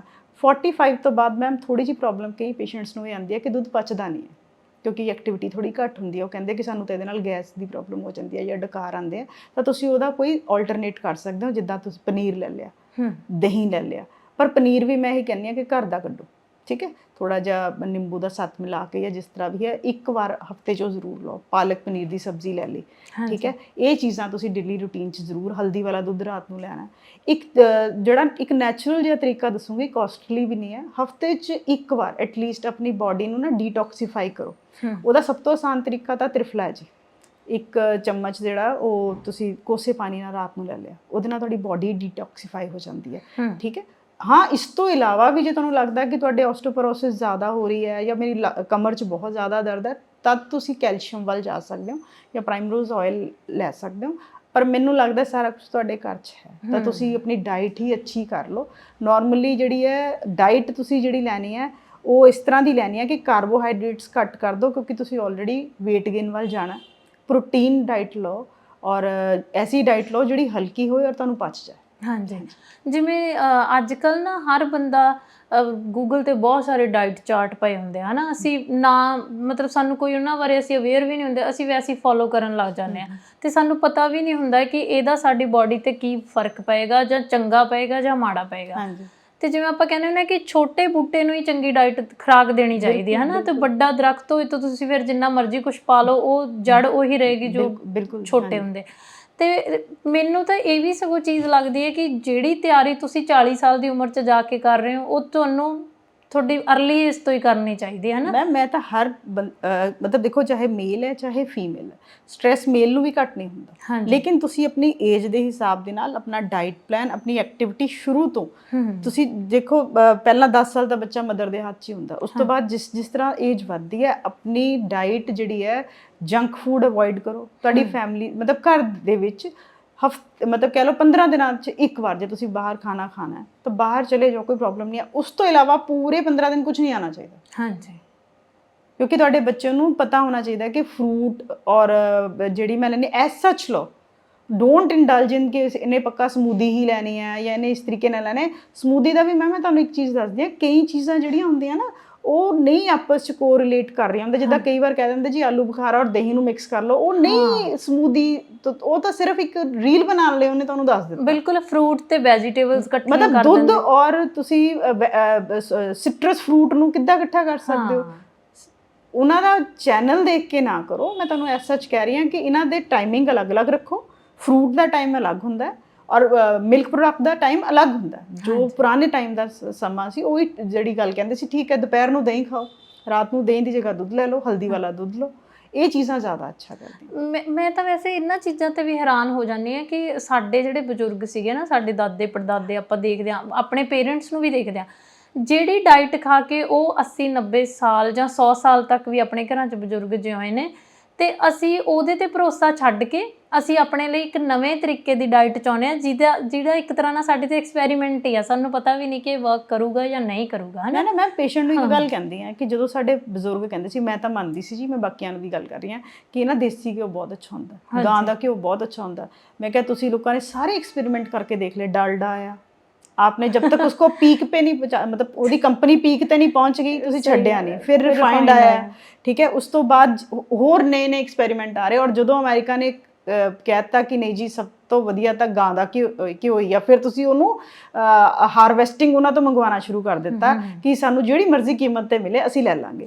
ਜਦੋਂ ਉਹੀ ਬਜ਼ੁਰਗ ਕਹਿ ਰਹੇ ਸੀ ਜਾਂ ਉਹ ਕਹਿ ਰਹੇ ਸੀ, ਉਦੋਂ ਅਸੀਂ ਮੰਨ ਨਹੀਂ ਰਹੇ ਸੀ। ਤਾਂ ਸਰੋਂ ਦਾ ਤੇਲ ਔਰ ਤੁਹਾਡੇ ਘਰ ਦਾ ਦੇਸੀ ਘਿਓ ਸਭ ਤੋਂ ਅੱਛੀ ਆਪਸ਼ਨ ਹੈ। ਉਹ ਮੈਮ ਜਿਹੜੀਆਂ ਖੁਰਾਕਾਂ ਖਾਂਦੇ ਵੀ ਸੀਗੇ ਨਾ, ਤੁਸੀਂ ਦੇਖੋ, ਮੈਂ ਹਮੇਸ਼ਾ ਹਰੇਕ ਚੀਜ਼ ਨੂੰ ਸਮਝਾਉਂਦੀ ਹਾਂ ਕਿ ਉਹਨਾਂ ਦੀ ਖੁਰਾਕ ਤੇ ਸਾਡੀ ਖੁਰਾਕ 'ਚ ਫਰਕ ਅਡਲਟ੍ਰੇਸ਼ਨ ਦਾ, ਕਿ ਅਸੀਂ ਸਭ ਇੱਕ ਦੂਜੇ ਨੂੰ ਹੀ ਧੋਖਾ ਦੇਈ ਜਾ ਰਹੇ ਹਾਂ। ਕਿ ਜੇ ਤੁਸੀਂ ਦੇਖੋ, ਇੱਕ ਗਲਤੀ ਥੋੜ੍ਹੀ ਜਿਹੀ ਸਾਡੇ ਲੋਕਾਂ ਦੀ ਵੀ ਹੈ ਜੀ, ਜਿੱਦਾਂ ਅਸੀਂ ਕਹਿੰਦੇ ਹਾਂ ਕਿ ਸਾਨੂੰ ਹਰ ਸਬਜ਼ੀ ਹਰ ਸੀਜ਼ਨ 'ਚ ਮਿਲਣੀ ਚਾਹੀਦੀ ਹੈ, ਪੈਸੇ ਲੈ ਲਓ। ਔਰ ਜਦੋਂ ਤੁਸੀਂ ਪੈਸੇ ਦਿੰਦੇ ਹੋ ਤਾਂ ਦੂਸਰਾ ਬੰਦਾ ਜਦੋਂ ਪੈਦਾ ਕਰੇਗਾ, ਪ੍ਰੋਡਕਸ਼ਨ ਕਰੇਗਾ, ਉਹ ਕੁਛ ਨਾ ਕੁਛ ਗੜਬੜ ਕਰੇਗਾ, ਕਿਉਂਕਿ ਸਾਡੇ ਕੋਲ ਇੰਨਾ ਫਰੋਜ਼ਨ ਨਹੀਂ ਹੈ, ਹੈ ਨਾ। ਉਹ ਕੁਛ ਨਾ ਕੁਛ, ਮਤਲਬ ਤੁਸੀਂ ਇਹ ਦੇਖੋ ਕਿ ਮੈਂ ਇੱਕ ਪਹਿਲਾਂ ਜਾਂਦੀ ਸੀ ਜੀ ਭਵਾਨੀਗੜ੍ਹ ਜਾਂ ਸਮਾਣਾ, ਉੱਥੇ ਨਾ ਪਿਟੋਸਨ ਬਹੁਤ ਵਿਕਦਾ ਸੀ। ਤਾਂ ਮੈਂ ਉਹਨਾਂ ਨੂੰ ਪੁੱਛਿਆ, ਮੈਂ ਕਿਹਾ ਇਹ ਇੰਨਾ ਕਿੱਥੇ ਯੂਜ਼ ਹੁੰਦਾ ਜੀ? ਕਹਿੰਦੇ ਜੀ ਇਹ ਚਲੋ ਦੁੱਧ ਲਈ ਤਾਂ ਚਲੋ ਯੂਜ਼ ਹੁੰਦਾ, ਕਹਿੰਦੇ ਜੀ ਸਬਜ਼ੀਆਂ ਲਈ ਯੂਜ਼ ਹੁੰਦਾ, ਇਹਦੇ ਨਾਲ ਗਰੋਥ ਬਹੁਤ ਜਲਦੀ ਹੋ ਜਾਂਦੀ ਹੈ। ਮੈਮ ਪਿਟੋਸਨ ਇੱਕ ਐਸਾ ਇੰਜੈਕਸ਼ਨ ਹੈ ਕਿ ਜੇ ਅਸੀਂ ਕਿਸੇ ਨੂੰ, ਲੇਡੀਜ਼ ਨੂੰ ਪੇਨਸ ਲੱਗਣੀਆਂ ਹੋਣ ਤਾਂ ਅਸੀਂ ਉਹਨੂੰ ਡ੍ਰਿਪ ਦੇ ਵਿੱਚ ਉਸ ਇੰਜੈਕਸ਼ਨ ਨੂੰ ਪਹਿਲਾਂ 5 ml ਕਰਕੇ ਉਸ ਦਾ ਇੱਕ ਹਿੱਸਾ ਪਾਉਂਦੇ ਹਾਂ ਤਾਂ ਇੰਨੀ ਜ਼ਬਰਦਸਤ ਪੇਨ ਹੁੰਦੀ ਹੈ ਕਿ ਬੇਬੀ ਡਿਲੀਵਰ ਹੋ ਜਾਂਦਾ। ਔਰ ਤੁਸੀਂ ਦੇਖੋ ਕਿ ਉਹ ਸਿਰਫ ਇੱਕ ਪ੍ਰੋਡਕਸ਼ਨ ਲਈ ਪੂਰਾ ਦਾ ਪੂਰਾ ਇੰਜੈਕਸ਼ਨ ਪਾ ਰਹੇ ਆ। ਤੁਹਾਡਾ ਘੀਆ ਤਿਆਰ ਹੈ, ਤੁਹਾਡਾ ਕਿਊਕੰਬਰ ਖੀਰਾ ਤਿਆਰ ਹੈ, ਔਰ ਤੁਸੀਂ ਹੁਣ ਤੁਸੀਂ ਤਾਂ ਇਹ ਕਹੋਗੇ ਨਾ ਕਿ ਮੈਂ ਹਰੀ ਸਬਜ਼ੀ ਦਿੱਤੀ ਆਪਣੀ ਬੇਟੀ ਨੂੰ ਜਾਂ ਬੇਟੇ ਨੂੰ, ਔਰ ਉਹਦੇ ਅੰਦਰ ਉਹ ਪੂਰਾ ਦਾ ਪੂਰਾ ਇੰਜੈਕਸ਼ਨ ਗਿਆ, ਔਰ ਉਹ PCOD ਕਿਉਂ ਹੋ ਰਿਹਾ, ਇਨਫਰਟੀਲਿਟੀ ਕਿਉਂ ਵੱਧ ਰਿਹਾ? ਤੁਸੀਂ ਤਾਂ ਕਹਿ ਰਹੇ ਹੋ ਕਿ ਹਰੀਆਂ ਸਬਜ਼ੀਆਂ ਦਿਓ, ਤੇ ਘਾਤ ਤਾਂ ਸਾਡੇ ਆਪਣੇ ਅੰਦਰ ਹੀ ਹੈ ਨਾ ਜੀ। ਹਾਂ, ਬਸ ਇਹ ਚੀਜ਼ਾਂ ਜਿਹੜੀਆਂ ਨਾ ਕਿ ਹਾਂ ਮੈਨੂੰ ਸਾਰਾ ਕੁਝ ਹੁਣੇ ਹੀ ਚਾਹੀਦਾ, ਸੀਜ਼ਨਲ ਖਾਓ। ਮੈਂ ਸ਼ੁਰੂ ਤੋਂ ਕਹਿੰਦੀ ਹਾਂ ਨਹੀਂ ਚਾਹੀਦਾ, ਗਰਮੀਆਂ 'ਚ ਗੋਭੀ ਨਹੀਂ ਚਾਹੀਦੀ, ਗਾਜਰ ਨਹੀਂ ਚਾਹੀਦੀ ਸਾਨੂੰ, ਠੀਕ ਹੈ। ਸਰਦੀਆਂ 'ਚ ਮੈਨੂੰ ਭਿੰਡੀ ਨਹੀਂ ਚਾਹੀਦੀ। ਕਿਉਂ ਮੰਗ ਰਹੇ ਹਾਂ ਅਸੀਂ? ਜਦੋਂ ਮੰਗਾਂਗੇ ਅਗਲਾ ਕੁਛ ਨਾ ਕੁਛ ਤਾਂ ਉਹਨੇ ਵੀ ਰੋਟੀ ਖਾਣੀ ਹੈ ਜੀ, ਠੀਕ ਹੈ। ਉਹ ਗਲਤ ਹੈ, ਮੈਂ ਤਾਂ ਆਪ ਹੀ ਕਹਿ ਰਹੀ ਹਾਂ। ਔਰ ਦੂਸਰਾ ਕਿ ਤੁਸੀਂ ਇੱਕ ਤੁਸੀਂ ਨਾਰਮਲ ਰੇਹੜੀ ਤੇ ਜਾ ਕੇ ਦੇਖੋ ਜੀ, ਜਿਸ ਦੇ ਬੈਂਗਨ ਸਭ ਤੋਂ ਜ਼ਿਆਦਾ ਵਾਇਲਟ ਕਲਰ ਹੁੰਦਾ ਨਾ, ਪਰਪਲ, ਉਹ ਚੁੱਕਦੇ ਆ। ਜਿਹਦਾ ਇੱਕ ਨੈਚੁਰਲ ਕਲਰ ਹੁੰਦਾ ਲੋਕ ਲੈਂਦੇ ਹੀ ਨਹੀਂ। ਔਰ ਜਦ ਕਿ ਤੁਸੀਂ ਖੇਤ 'ਚ ਜਾ ਕੇ ਦੇਖੋ ਉਹ ਬਿਲਕੁਲ ਵਾਈਟ ਔਰ ਬਿਲਕੁਲ ਹੀ ਹਲਕਾ ਜਿਹਾ ਕਲਰ ਉਹਦਾ ਹੁੰਦਾ ਹੈ। ਇੰਨਾ ਡਾਰਕ ਕਲਰ ਕਦੇ ਵੀ ਤੁਹਾਡੇ ਖੇਤ ਦੇ ਵਿੱਚ ਨਹੀਂ ਹੁੰਦਾ। ਯਾਨੀ ਕਿ ਤੁਸੀਂ ਅਡਲਟ੍ਰੇਸ਼ਨ ਕੀਤੀ ਹੈ ਕਿ ਤੁਸੀਂ ਉਹਦੇ ਕੋਲੋਂ ਹੀ ਜ਼ਿਆਦਾ ਲੈ ਰਹੇ ਹੋ ਜਿਹੜਾ ਸਭ ਤੋਂ ਜ਼ਿਆਦਾ ਅਡਲਟ੍ਰੇਸ਼ਨ ਕਰ ਰਿਹਾ ਕਿ ਪਿੰਡੀ ਸਭ ਤੋਂ ਹਰੀ ਕਿਹਦੇ ਕੋਲ ਦਿਖ ਰਹੀ ਹੈ ਨਾ। ਉਹ ਚੀਜ਼ਾਂ ਉਹ ਉਹਨਾਂ ਨੂੰ ਫਿਰ ਕੈਮੀਕਲ ਕਰਦੇ ਆ ਯੂਜ਼, ਤਾਂ ਤੁਸੀਂ ਉਹਨਾਂ ਨੂੰ ਜ਼ਿਆਦਾ ਕਰਦੇ ਹੋ। ਬਲਕਿ ਜਿਹੜਾ ਬੰਦਾ ਸਹੀ ਕਹਿ ਰਿਹਾ ਉਹ ਆਪਣੇ ਖੇਤ ਤੋਂ ਤੋੜ ਕੇ ਲਿਆ ਕੇ ਆਪਣੇ ਰੇੜੇ ਤੇ ਵੇਚ ਰਿਹਾ, ਤੁਸੀਂ ਉਹਦੇ ਤੋਂ ਤਾਂ ਲੈ ਹੀ ਨਹੀਂ ਰਹੇ ਹੈ ਨਾ। ਤੁਸੀਂ ਵੀ ਗਲਤ ਹੀ ਹੋ। ਇੱਕ ਚੀਜ਼ ਹੋਰ, ਜਿਵੇਂ ਮੈਂ ਅੱਜ ਕੱਲ੍ਹ ਆਪਾਂ ਸਾਰੇ ਹੈ ਨਾ ਇੱਦਾਂ ਦੇ ਪਲੇਟਫਾਰਮ ਨਾਲ ਜੁੜੇ ਹੁੰਦੇ ਆ ਕਿ ਉੱਥੇ ਕੁਛ ਨਾ ਕੁਛ ਇੱਦਾਂ ਦਾ ਚੱਲਦਾ ਰਹਿੰਦਾ। ਬਹੁਤ ਸਾਰੀਆਂ ਰੀਲਸ ਇੱਦਾਂ ਦੀਆਂ ਹੁੰਦੀਆਂ ਨੇ ਜਾਂ ਬਹੁਤ ਸਾਰਾ ਕੰਟੈਂਟ ਆ ਰਿਹਾ ਕਿ ਉਹ ਦਿਖਾਉਣਗੇ ਕਿ ਤੁਹਾਡੀ ਮਦਰ ਜਾਂ ਤੁਹਾਡੀ ਵਾਈਫ ਜਦੋਂ ਮੀਨੋਪੌਜ਼ 'ਚ ਆ ਤਾਂ ਤੁਸੀਂ ਇਸ ਤਰੀਕੇ ਨਾਲ ਉਹਦਾ ਧਿਆਨ ਰੱਖੋ ਨਾ, ਖਾਸ ਕਰਕੇ ਮੈਂਟਲੀ, ਕਿ ਉਹ ਮੈਂਟਲੀ ਵੀ ਡਿਸਟਰਬ ਹੁੰਦੀ ਹੈ ਇਹਨਾਂ 'ਚ। ਜਦੋਂ ਆਪਣੀ ਬੋਡੀ 'ਚ ਕੋਈ ਚੇਂਜ ਆਉਂਦਾ ਜਾਂ ਅਸੀਂ ਕਿਸੇ ਵੀ ਤਰੀਕੇ ਦੀ ਫਿਜ਼ੀਕਲੀ ਅਸੀਂ ਨਹੀਂ ਸਹੀ ਹੁੰਦੇ ਹੈ ਨਾ, ਤਾਂ ਉਹਦੇ 'ਚ ਇਹੀ ਹੁੰਦਾ ਕਿ ਫੈਮਿਲੀ ਨੂੰ ਕੋਆਪਰੇਟ ਕਰਨਾ ਚਾਹੀਦਾ। ਵਰਕ ਲੋਡ ਆ ਜਿਹੜਾ ਉਹਦਾ ਘਟਾਓ, ਤੁਸੀਂ ਉਹਨੂੰ ਪੂਰਾ ਆਰਾਮ ਲਈ ਸਮਾਂ ਮਿਲੇ ਹੈ ਨਾ। ਇਹਨਾਂ ਚੀਜ਼ਾਂ ਦਾ ਵੀ ਸਾਨੂੰ ਧਿਆਨ ਰੱਖਣਾ ਚਾਹੀਦਾ ਕਿ ਮੈਂਟਲੀ ਵੀ ਅਸੀਂ ਉਸ ਬੰਦੇ ਨੂੰ ਰਿਲੈਕਸ ਰੱਖੀਏ। ਮੈਮ ਜੀ ਇੱਕ ਨੋਰਮਲ ਗੱਲ ਸੁਣੋ, ਇਮੋਸ਼ਨਲ ਸਪੋਰਟ ਤਾਂ ਜਾਨਵਰ ਵੀ ਭਾਲਦੇ ਆ ਹੈ ਨਾ। ਤੁਸੀਂ ਤਾਂ ਹਿਊਮਨ ਬੀਇੰਗ ਹੋ। ਇਮੋਸ਼ਨਲ ਸਪੋਰਟ ਤੋਂ ਬਗੈਰ ਕੋਈ ਸਟੇਜ ਨਹੀਂ ਆ ਲਾਈਫ ਦੀ, ਚਾਹੇ ਉਹ ਬੱਚਾ ਹੈ, ਚਾਹੇ ਉਹ ਯੰਗਸਟਰ ਹੈ, ਚਾਹੇ ਉਹ ਮੀਨੋਪੌਜ਼ ਹੈ। ਮੀਨੋਪੌਜ਼ 'ਚ ਉਹ ਥੱਕਿਆ ਹੋਇਆ ਬੰਦਾ ਜਿਹਨੇ 60 ਸਾਲ ਤੁਹਾਡੀ ਫੈਮਿਲੀ ਸੰਭਾਲੀ ਹੈ, 50 ਸਾਲ ਤੁਹਾਡੀ ਫੈਮਿਲੀ ਸੰਭਾਲੀ ਹੈ, ਤਾਂ ਜਦੋਂ ਔਰ ਇੱਕ ਡਿਗਨਿਟੀ ਹੈ ਕਿ ਮੈਂ ਲੈਣਾ ਵੀ ਤੁਹਾਡੇ ਤੋਂ ਕੁਝ ਨਹੀਂ, ਨਾ ਕਰੋ ਹੈ ਨਾ। ਤਾਂ ਉਹਨੂੰ ਉਸ ਟਾਈਮ ਜਾ ਕੇ ਕਿ ਨਹੀਂ ਤੁਸੀਂ ਟੈਨਸ਼ਨ ਨਹੀਂ ਲੈਣੀ, ਅਸੀਂ ਬੈਠੇ ਹਾਂ। ਇੱਕ ਹੈਲਥ ਚੈੱਕਅਪ, ਉਹਨਾਂ ਨੂੰ ਉਹਨਾਂ ਦੀ ਚੀਜ਼ਾਂ ਦਾ ਧਿਆਨ ਰੱਖਣਾ ਕਿ ਥੋੜ੍ਹੀ ਨਾ ਉਹਨਾਂ ਦੇ ਕੋਲ ਛੋਟੀਆਂ ਚੀਜ਼ਾਂ ਲਿਆ ਕੇ ਰੱਖੋ ਕਿ ਇੱਕਦਮ ਘਬਰਾਹਟ ਹੁੰਦੀ ਹੈ ਤਾਂ ਤੁਸੀਂ ਇਹ ਲੈ ਲਓ, ਬਨਾਨਾ ਹੋ ਗਿਆ, ਐਪਲ ਹੋ ਗਿਆ, ਇਹ ਚੀਜ਼ਾਂ ਉਹਨਾਂ ਨੂੰ ਸਿਰਫ ਸ਼ੋ ਹੀ ਕਰਨਾ ਹੈ ਨਾ, ਫਰਕ ਕੋਈ ਨਹੀਂ ਪਏਗਾ। ਥੋੜ੍ਹੇ ਕੋਸ਼ਿਸ਼ ਇਹ ਕਰੋ ਕਿ ਜੇ ਤੁਹਾਡੀ ਫੈਮਿਲੀ ਜੁਆਇੰਟ ਹੈ ਤਾਂ ਤੁਹਾਡੇ ਬੱਚੇ ਉਹਨਾਂ ਦੇ ਆਸ-ਪਾਸ ਘੁੰਮਦੇ ਰਹਿਣ ਹੈ ਨਾ, ਤਾਂ ਕਿ ਉਹਨਾਂ ਨੂੰ ਇਹ ਲੱਗੇ ਕਿ ਹਾਂ ਕਿ ਕੋਈ ਮੇਰੇ ਨਾਲ ਹੈ, ਉਹ ਪੁਰਾਣੀ ਕੋਈ ਗੱਲ ਕਰਨਗੇ। ਮੈਮ ਜ਼ਿਆਦਾ ਪ੍ਰੋਬਲਮ ਇਹ ਹੈ ਕਿ ਲੋਨਲੀਨੈਸ। ਇੱਕ ਨਾ ਹੋਰ ਮੈਂ ਤੁਹਾਨੂੰ ਦੱਸਣਾ ਚਾਹ ਰਹੀ ਹਾਂ ਕਿ ਤੁਸੀਂ 50 ਇਅਰਸ ਤੇ ਜਾਂ 60 ਤੇ ਪ੍ਰੋਬਲਮ ਕੀ ਹੁੰਦੀ ਹੈ ਕਿ ਬੱਚੇ ਜਿਹੜੇ ਉਹ ਸੈਟਲ ਡਾਊਨ ਹੋਣਾ ਸ਼ੁਰੂ ਹੋ ਜਾਂਦੇ ਆ, ਬਿਜ਼ੀ ਵੀ ਹੋ ਜਾਂਦੇ, ਤੁਸੀਂ ਬਿਜ਼ੀ ਵੀ ਹੋ ਜਾਂਦੇ ਆ। ਸੈਕਿੰਡ ਚੀਜ਼ ਕੀ ਹੈ ਕਿ ਜ਼ਿਆਦਾਤਰ ਹੁਣ ਪੰਜਾਬ 'ਚ ਹੈ ਕਿ ਅਬਰੋਡ ਚਲੇ ਗਏ, ਤਾਂ ਤੁਸੀਂ ਦੇਖੋ ਇਹ ਚੋਇਸ ਤੁਹਾਡੀ ਸੀ, ਤੁਸੀਂ ਚਾਹੁੰਦੇ ਸੀ ਮੇਰਾ ਬੱਚਾ ਗਰੋ ਕਰੇ, ਬਿਲਕੁਲ ਹੈ ਨਾ। ਤਾਂ ਇੱਕ ਮੈਂ ਨਾ ਬੜੀ ਅੱਛੀ ਕੋਟ ਪੜ੍ਹੀ ਸੀ ਕਿਤੇ ਕਿ ਜਦੋਂ ਅਸੀਂ ਨਾਰਮਲੀ ਇਹ ਕਹਿੰਦੇ ਆ ਨਾ ਕਿ 40 ਸਾਲ ਮੇਰੇ ਬੱਚੇ ਨੂੰ ਮੈਂ ਪਾਲਿਆ ਤੇ ਹੁਣ ਉਹ ਬੱਚਾ ਮੈਨੂੰ ਪਾਲੇ, ਫਿਰ ਤਾਂ ਆਪਾਂ ਸੌਦਾ ਜਿਹਾ ਕੀਤਾ ਹੈ ਨਾ ਕਿ ਹੁਣ ਮੈਂ ਐਂ ਕੀਤਾ ਤਾਂ ਮੈਨੂੰ ਉਹਦੇ ਇਵੈਂਜ 'ਚ ਇਹ ਮਿਲੇ। ਕਾਈਂਡਲੀ ਜੇ ਤੁਸੀਂ ਇਹ ਡਿਸੀਜਨ ਲਿਆ ਹੈ ਨਾ ਤਾਂ ਨਾ ਉਹਦੇ 'ਤੇ ਸਟ੍ਰੈਸ ਪਾਓ, ਗ੍ਰੇਸਫੁਲੀ ਆਪਣੀ ਲਾਈਫ ਮੂਵ ਕਰੋ।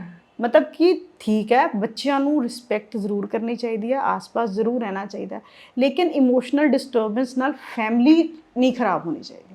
ਕਿ ਜੇ ਕੋਈ ਬੱਚਾ ਇੰਨੀ ਦੂਰ ਬੈਠਾ ਹੈ, ਜੇ ਆਪਾਂ ਸਾਰਾ ਟਾਈਮ ਉਹਦੇ ਨਾਲ ਇੱਕ ਡਿਪਰੈਸਿਵ ਮੂਡ 'ਚ ਗੱਲ ਕਰਾਂਗੇ, ਉਹਦਾ ਵੀ ਕੰਮ ਤੇ ਮਨ ਤਾਂ ਨਹੀਂ ਲੱਗਣਾ ਨਾ ਮੈਮ, ਠੀਕ ਹੈ। ਉਹਦੇ ਲਈ ਤੁਸੀਂ ਕੀ ਕਰ ਸਕਦੇ ਹੋ, ਜੋ ਮੈਨੂੰ ਲੱਗਦਾ ਕਿ ਜੇ ਹੁਣ ਤੁਹਾਡੇ ਕੋਲ 60 ਦਾ ਏਜ ਹੈ ਨਾ, ਜੋ ਤੁਸੀਂ ਰਿਟਾਇਰਮੈਂਟ ਦੀ ਏਜ ਵੀ ਹੁੰਦੀ ਹੈ ਮੈਮ, ਤਾਂ ਮੈਂ ਜੋ ਸਾਰੀ ਲੇਡੀਜ਼ ਨੂੰ ਕਹਿਣਾ ਚਾਹੁੰਦੀ ਹਾਂ ਕਿ ਇੱਕ ਚੀਜ਼ ਹੁੰਦੀ ਹੈ ਤੁਹਾਡੇ ਮਨ 'ਚ, ਛੋਟੀ ਜਿਹੀ ਚੀਜ਼ ਹੁੰਦੀ ਹੈ ਕਿ ਮੈਂ ਕਰਨਾ ਚਾਹੁੰਦੀ ਸੀ, ਮੈਂ ਕੀਤਾ ਨਹੀਂ ਕਿ ਉਦੋਂ ਪਾਪਾ ਤੋਂ ਡਰ ਲੱਗਦਾ ਸੀ, ਫਿਰ ਮੈਂ ਇਹਨਾਂ ਨੂੰ ਨਹੀਂ ਕਿਹਾ, ਹਸਬੈਂਡ ਨਾਲ ਗੱਲ ਨਹੀਂ ਕੀਤੀ, ਫਿਰ ਮੈਨੂੰ ਲੱਗਿਆ ਸੀ ਕਿ ਹੁਣ ਬੇਟੇ ਆ, ਤੁਸੀਂ ਲਿਖਣਾ ਚਾਹੁੰਦੇ ਹੋ ਲਿਖੋ, ਤੁਸੀਂ ਪੇਂਟਿੰਗ ਕਰਨਾ ਚਾਹੁੰਦੇ ਹੋ ਕਰੋ, ਤੁਸੀਂ ਮਿਊਜ਼ਿਕ, ਡਾਂਸ, ਹੁਣ ਤਾਂ ਦੇਖੋ ਇਹ ਵੀ ਚੀਜ਼ਾਂ ਆਉਣ ਲੱਗ ਗਈਆਂ ਕਿ ਜੋ ਤੁਹਾਡਾ ਮਨ ਕਰਦਾ ਤੁਸੀਂ ਕਰੋ ਤਾਂ ਸਹੀ। ਤੁਹਾਨੂੰ ਪਰਮਾਤਮਾ ਨੇ ਇੱਕ ਟਾਈਮ ਦਿੱਤਾ, why to waste on the time ਜੋ ਤੁਹਾਨੂੰ ਵੀ ਪਤਾ ਕਿ ਜੇ ਮੇਰੇ ਲਈ ਕਿਸੇ ਕੋਲ ਟਾਈਮ ਨਹੀਂ ਹੈ ਤਾਂ ਤੁਸੀਂ ਉਸ ਚੀਜ਼ 'ਤੇ ਕਿਉਂ ਆ ਰਹੇ ਹੋ।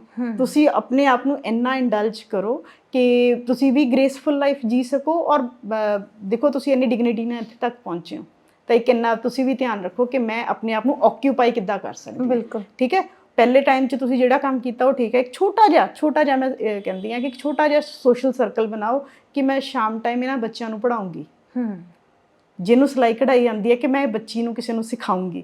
ਮੈਨੂੰ ਲੱਗਦਾ ਉਹ ਜ਼ਿਆਦਾ ਅੱਛਾ ਚੀਜ਼ ਹੈ ਦੈਨ ਟੂ ਟੇਕ ਡਿਪਰੈਸ਼ਨ ਕਿ ਕੋਈ ਮੇਰੇ ਨਾਲ ਆ ਕੇ ਪੁੱਛੇ ਜਾਂ ਮੈਨੂੰ ਆ ਕੇ ਕੋਈ ਸੰਭਾਲੇ। ਮੈਂ ਦੇਖੋ ਆਈ ਐਮ ਆਲਸੋ ਅਪਰੋਚਿੰਗ 50 ਹੈ ਨਾ, ਤਾਂ ਮੈਂ ਇਸ ਚੀਜ਼ ਨੂੰ ਆਪਣੇ ਆਪ ਨੂੰ ਮੈਂਟਲੀ ਇਹ ਚੀਜ਼ ਲਈ ਜ਼ਰੂਰ ਇੰਨਾ ਕੁ ਦਿਮਾਗ 'ਚ ਰੱਖਦੀ ਹਾਂ ਕਿ ਹਮੇਸ਼ਾ ਜਿੰਨਾ ਤੁਹਾਡੀ ਏਜ ਵੱਧ ਰਹੀ ਹੈ ਨਾ, ਉਨਾ ਤੁਹਾਡਾ ਇੰਨਾ ਹੋਣਾ ਚਾਹੀਦਾ ਕਿ ਤੁਸੀਂ ਕਿਸੇ ਦੀ ਹੈਲਪ ਕੀ ਕਰ ਰਹੇ ਹੋ, ਹੈ ਨਾ। ਇਸ ਚੀਜ਼ ਨੂੰ ਸੋਚਣ ਨਾਲੋਂ ਕਿ ਕੋਈ ਮਤਲਬ ਮੇਰੀ ਕੇਅਰ ਕਰੇ, ਮੈਂ ਹੋਰ ਕੀ ਕਰ ਸਕਦੀ ਹਾਂ। ਉਹਦੇ ਨਾਲ ਇੱਕ ਤਾਂ ਤੁਹਾਡਾ ਟਾਈਮ ਪਾਸ ਅੱਛਾ ਹੋ ਜਾਏਗਾ, ਔਰ ਇੱਕ ਜਿਹੜੇ ਸ਼ੌਂਕ ਤੁਸੀਂ ਕਦੇ ਨਹੀਂ ਪੂਰੇ ਕੀਤੇ, ਹੈ ਨਾ, ਤੁਸੀਂ ਬਹੁਤ ਅੱਛੇ ਲਿਖਾਰੀ ਸੀ, ਤੁਹਾਨੂੰ ਟਾਈਮ ਹੀ ਨਹੀਂ ਮਿਲਿਆ, ਤੁਸੀਂ ਹਾਰਮੋਨੀਅਮ ਸਿੱਖਣਾ ਚਾਹੁੰਦੇ ਸੀ, ਤੁਸੀਂ ਕੁਝ ਵੀ ਕਰਨਾ ਚਾਹੁੰਦੇ ਸੀ, ਹੁਣ ਤਾਂ ਪਰਮਾਤਮਾ ਨੇ ਟਾਈਮ ਦਿੱਤਾ, ਲਾਇਬਿਲਿਟੀਜ਼ ਘਟ ਗਈਆਂ, ਔਰ ਡੋਂਟ ਫੀਲ ਸ਼ਾਈ, ਬਿਲਕੁਲ, ਕਿਉਂਕਿ ਤੁਹਾਡੇ ਬੱਚੇ ਵੀ ਤਾਂ ਸਾਰੀ ਚੀਜ਼ਾਂ ਤੁਹਾਨੂੰ ਦੱਸਦੇ ਰਹੇ ਆ, ਤੁਸੀਂ ਕਦੇ ਉਹਨਾਂ ਨੂੰ ਹਸਬੈਂਡ ਤੋਂ ਬਚਾ ਕੇ ਉਹਦੀ ਖੁਆਇਸ਼ ਪੂਰੀ ਕੀਤੀ ਹੈ ਨਾ, ਕਦੇ ਕਿਸੇ ਤੋਂ ਕਿ ਹੈ ਨਾ ਤੂੰ ਰੁਕ ਮੈਂ ਪਾਪਾ ਨਾਲ ਗੱਲ ਕਰਕੇ ਆਉਂਦੀ ਹਾਂ ਕਿ ਤੂੰ ਇਹ ਕਰਨਾ ਚਾਹੁੰਦਾ, ਤੇ ਹੁਣ ਤੁਹਾਡਾ ਟਾਈਮ ਹੈ, ਤੁਸੀਂ ਕਿਉਂ ਸ਼ਾਇ ਕਰ ਰਹੇ ਹੋ, ਹੈ ਨਾ। ਪਲੀਜ਼ ਇਹਨਾਂ ਚੀਜ਼ਾਂ ਲਈ, ਔਰ ਛੋਟਾ ਜਿਹਾ ਇੱਕ ਸਰਕਲ ਬਣਾਓ ਆਪਣੇ ਅੱਛੇ ਫਰੈਂਡਸ ਦਾ, ਜਿਹਦੇ 'ਚ ਪੋਜ਼ਿਟਿਵ ਗੱਲ ਹੋ ਸਕੇ, ਸਿਰਫ ਕਿਸੇ ਰਿਲੇਟਿਵ ਦੀ ਗੱਲ ਨਾ ਕਰੋ, ਹਾਂਜੀ, ਹੈ ਨਾ, ਜੇ ਤੁਸੀਂ ਦੁਨੀਆ ਦੀ ਗੱਲ ਕਰੋ ਕਿ ਦੁਨੀਆ 'ਚ ਕੀ ਹੋ ਰਿਹਾ ਹੈ, ਕਿ ਕਿਸ ਚੀਜ਼ ਨਾਲ ਕੀ ਚੀਜ਼ ਹੋ ਸਕਦੀ ਹੈ, ਉਹ ਚੀਜ਼ਾਂ ਤੁਹਾਨੂੰ ਬਹੁਤ ਅੱਛਾ ਇੱਕ ਲਾਈਫ ਦੇਣਗੇ। ਔਰ ਮੈਂ ਬਹੁਤ ਦੇਖੀਆਂ ਜੀ ਲੇਡੀਜ਼, ਬਹੁਤ ਦੇਖੀਆਂ, ਉਹ ਇਸ ਚੀਜ਼ 'ਚ ਮੈਂ ਪਿੱਛੇ ਪੋਲੋ ਗਰਾਊਂਡ ਗਈ ਸੀ, ਮੈਂ ਕਹਿੰਦੀ ਸੀ ਨਾ, ਮੈਂ ਉੱਥੇ ਕਲਿੱਕ ਲਈ ਸੀ, ਇੱਕ ਆਂਟੀ ਜੀ ਸੀ, ਉਹਨਾਂ ਤੋਂ ਚੱਲਿਆ ਨਹੀਂ ਜਾ ਰਿਹਾ ਸੀ, ਉਹ ਸਟਿਕ ਨਾਲ ਸੈਰ ਕਰਨ ਆਏ ਸੀ ਜੀ। ਔਰ ਮੈਂ ਉੱਥੇ ਇਹ ਲਿਖਿਆ ਸੀਗਾ ਕਿ ਮੈਂ ਬੁਰੀਆਂ ਚੀਜ਼ਾਂ ਆਪਣਿਆਂ ਤੋਂ ਵੀ ਨਹੀਂ ਲੈਂਦੀ ਤੇ ਚੰਗੀਆਂ ਚੀਜ਼ਾਂ ਮੈਂ ਪਰਾਇਆਂ ਤੋਂ ਵੀ ਲੈ ਲੈਂਦੀ ਹਾਂ, ਕਿ ਮੈਨੂੰ ਇਹਨਾਂ ਤੋਂ ਇਹ ਸਪਿਰਿਟ ਮਿਲੀ ਹੈ ਕਿ ਮੈਨੂੰ ਕੋਈ ਲੈ ਕੇ ਨਹੀਂ ਆਏਗਾ। ਤੁਹਾਡੇ ਲਈ ਆਪ ਹੀ ਕਰਨਾ ਪੈਂਦਾ। ਹਾਂ, ਕਿ ਮੈਂ ਇੱਕ ਸਟਿਕ ਲੈ ਕੇ ਮੈਂ ਆਪਣੀ ਵਾਕ ਜ਼ਰੂਰ ਕਰਕੇ ਜਾਣੀ ਹੈ। ਮੈਂ ਨੀ ਰਿਪਲੇਸਮੈਂਟ ਨੂੰ ਰੋਕ ਤਾਂ ਸਕਦੀ ਹਾਂ ਨਾ, ਹੈ ਨੀ ਰਿਪਲੇਸਮੈਂਟ, ਹਾਂ ਬੱਚਿਆਂ ਕੋਲ ਪੈਸੇ ਆ, ਤੁਹਾਡਾ ਕਰਵਾ ਵੀ ਦੇਣਗੇ, ਲੇਕਿਨ ਉਹਨੂੰ ਮੈਂ ਕਿੱਦਾਂ ਰੋਕ ਸਕਦੀ ਹਾਂ, ਮੈਂ ਸੈਰ ਕਰ ਸਕਦੀ ਹਾਂ, ਹੈ ਨਾ। ਜਿਵੇਂ ਇੱਕ ਚੀਜ਼ ਤੁਸੀਂ ਇਹਦੇ 'ਚ ਲਿਖੀ ਆ, ਹੈ ਨਾ, ਕਿ ਹਾਰਮੋਨ ਥੈਰੇਪੀਜ਼ ਜਿਹੜੀਆਂ ਬਹੁਤ ਸੈਂਟਰ ਰਿਕਮੈਂਡ ਕਰਦੇ ਹੋਣਗੇ, ਹੈ ਨਾ।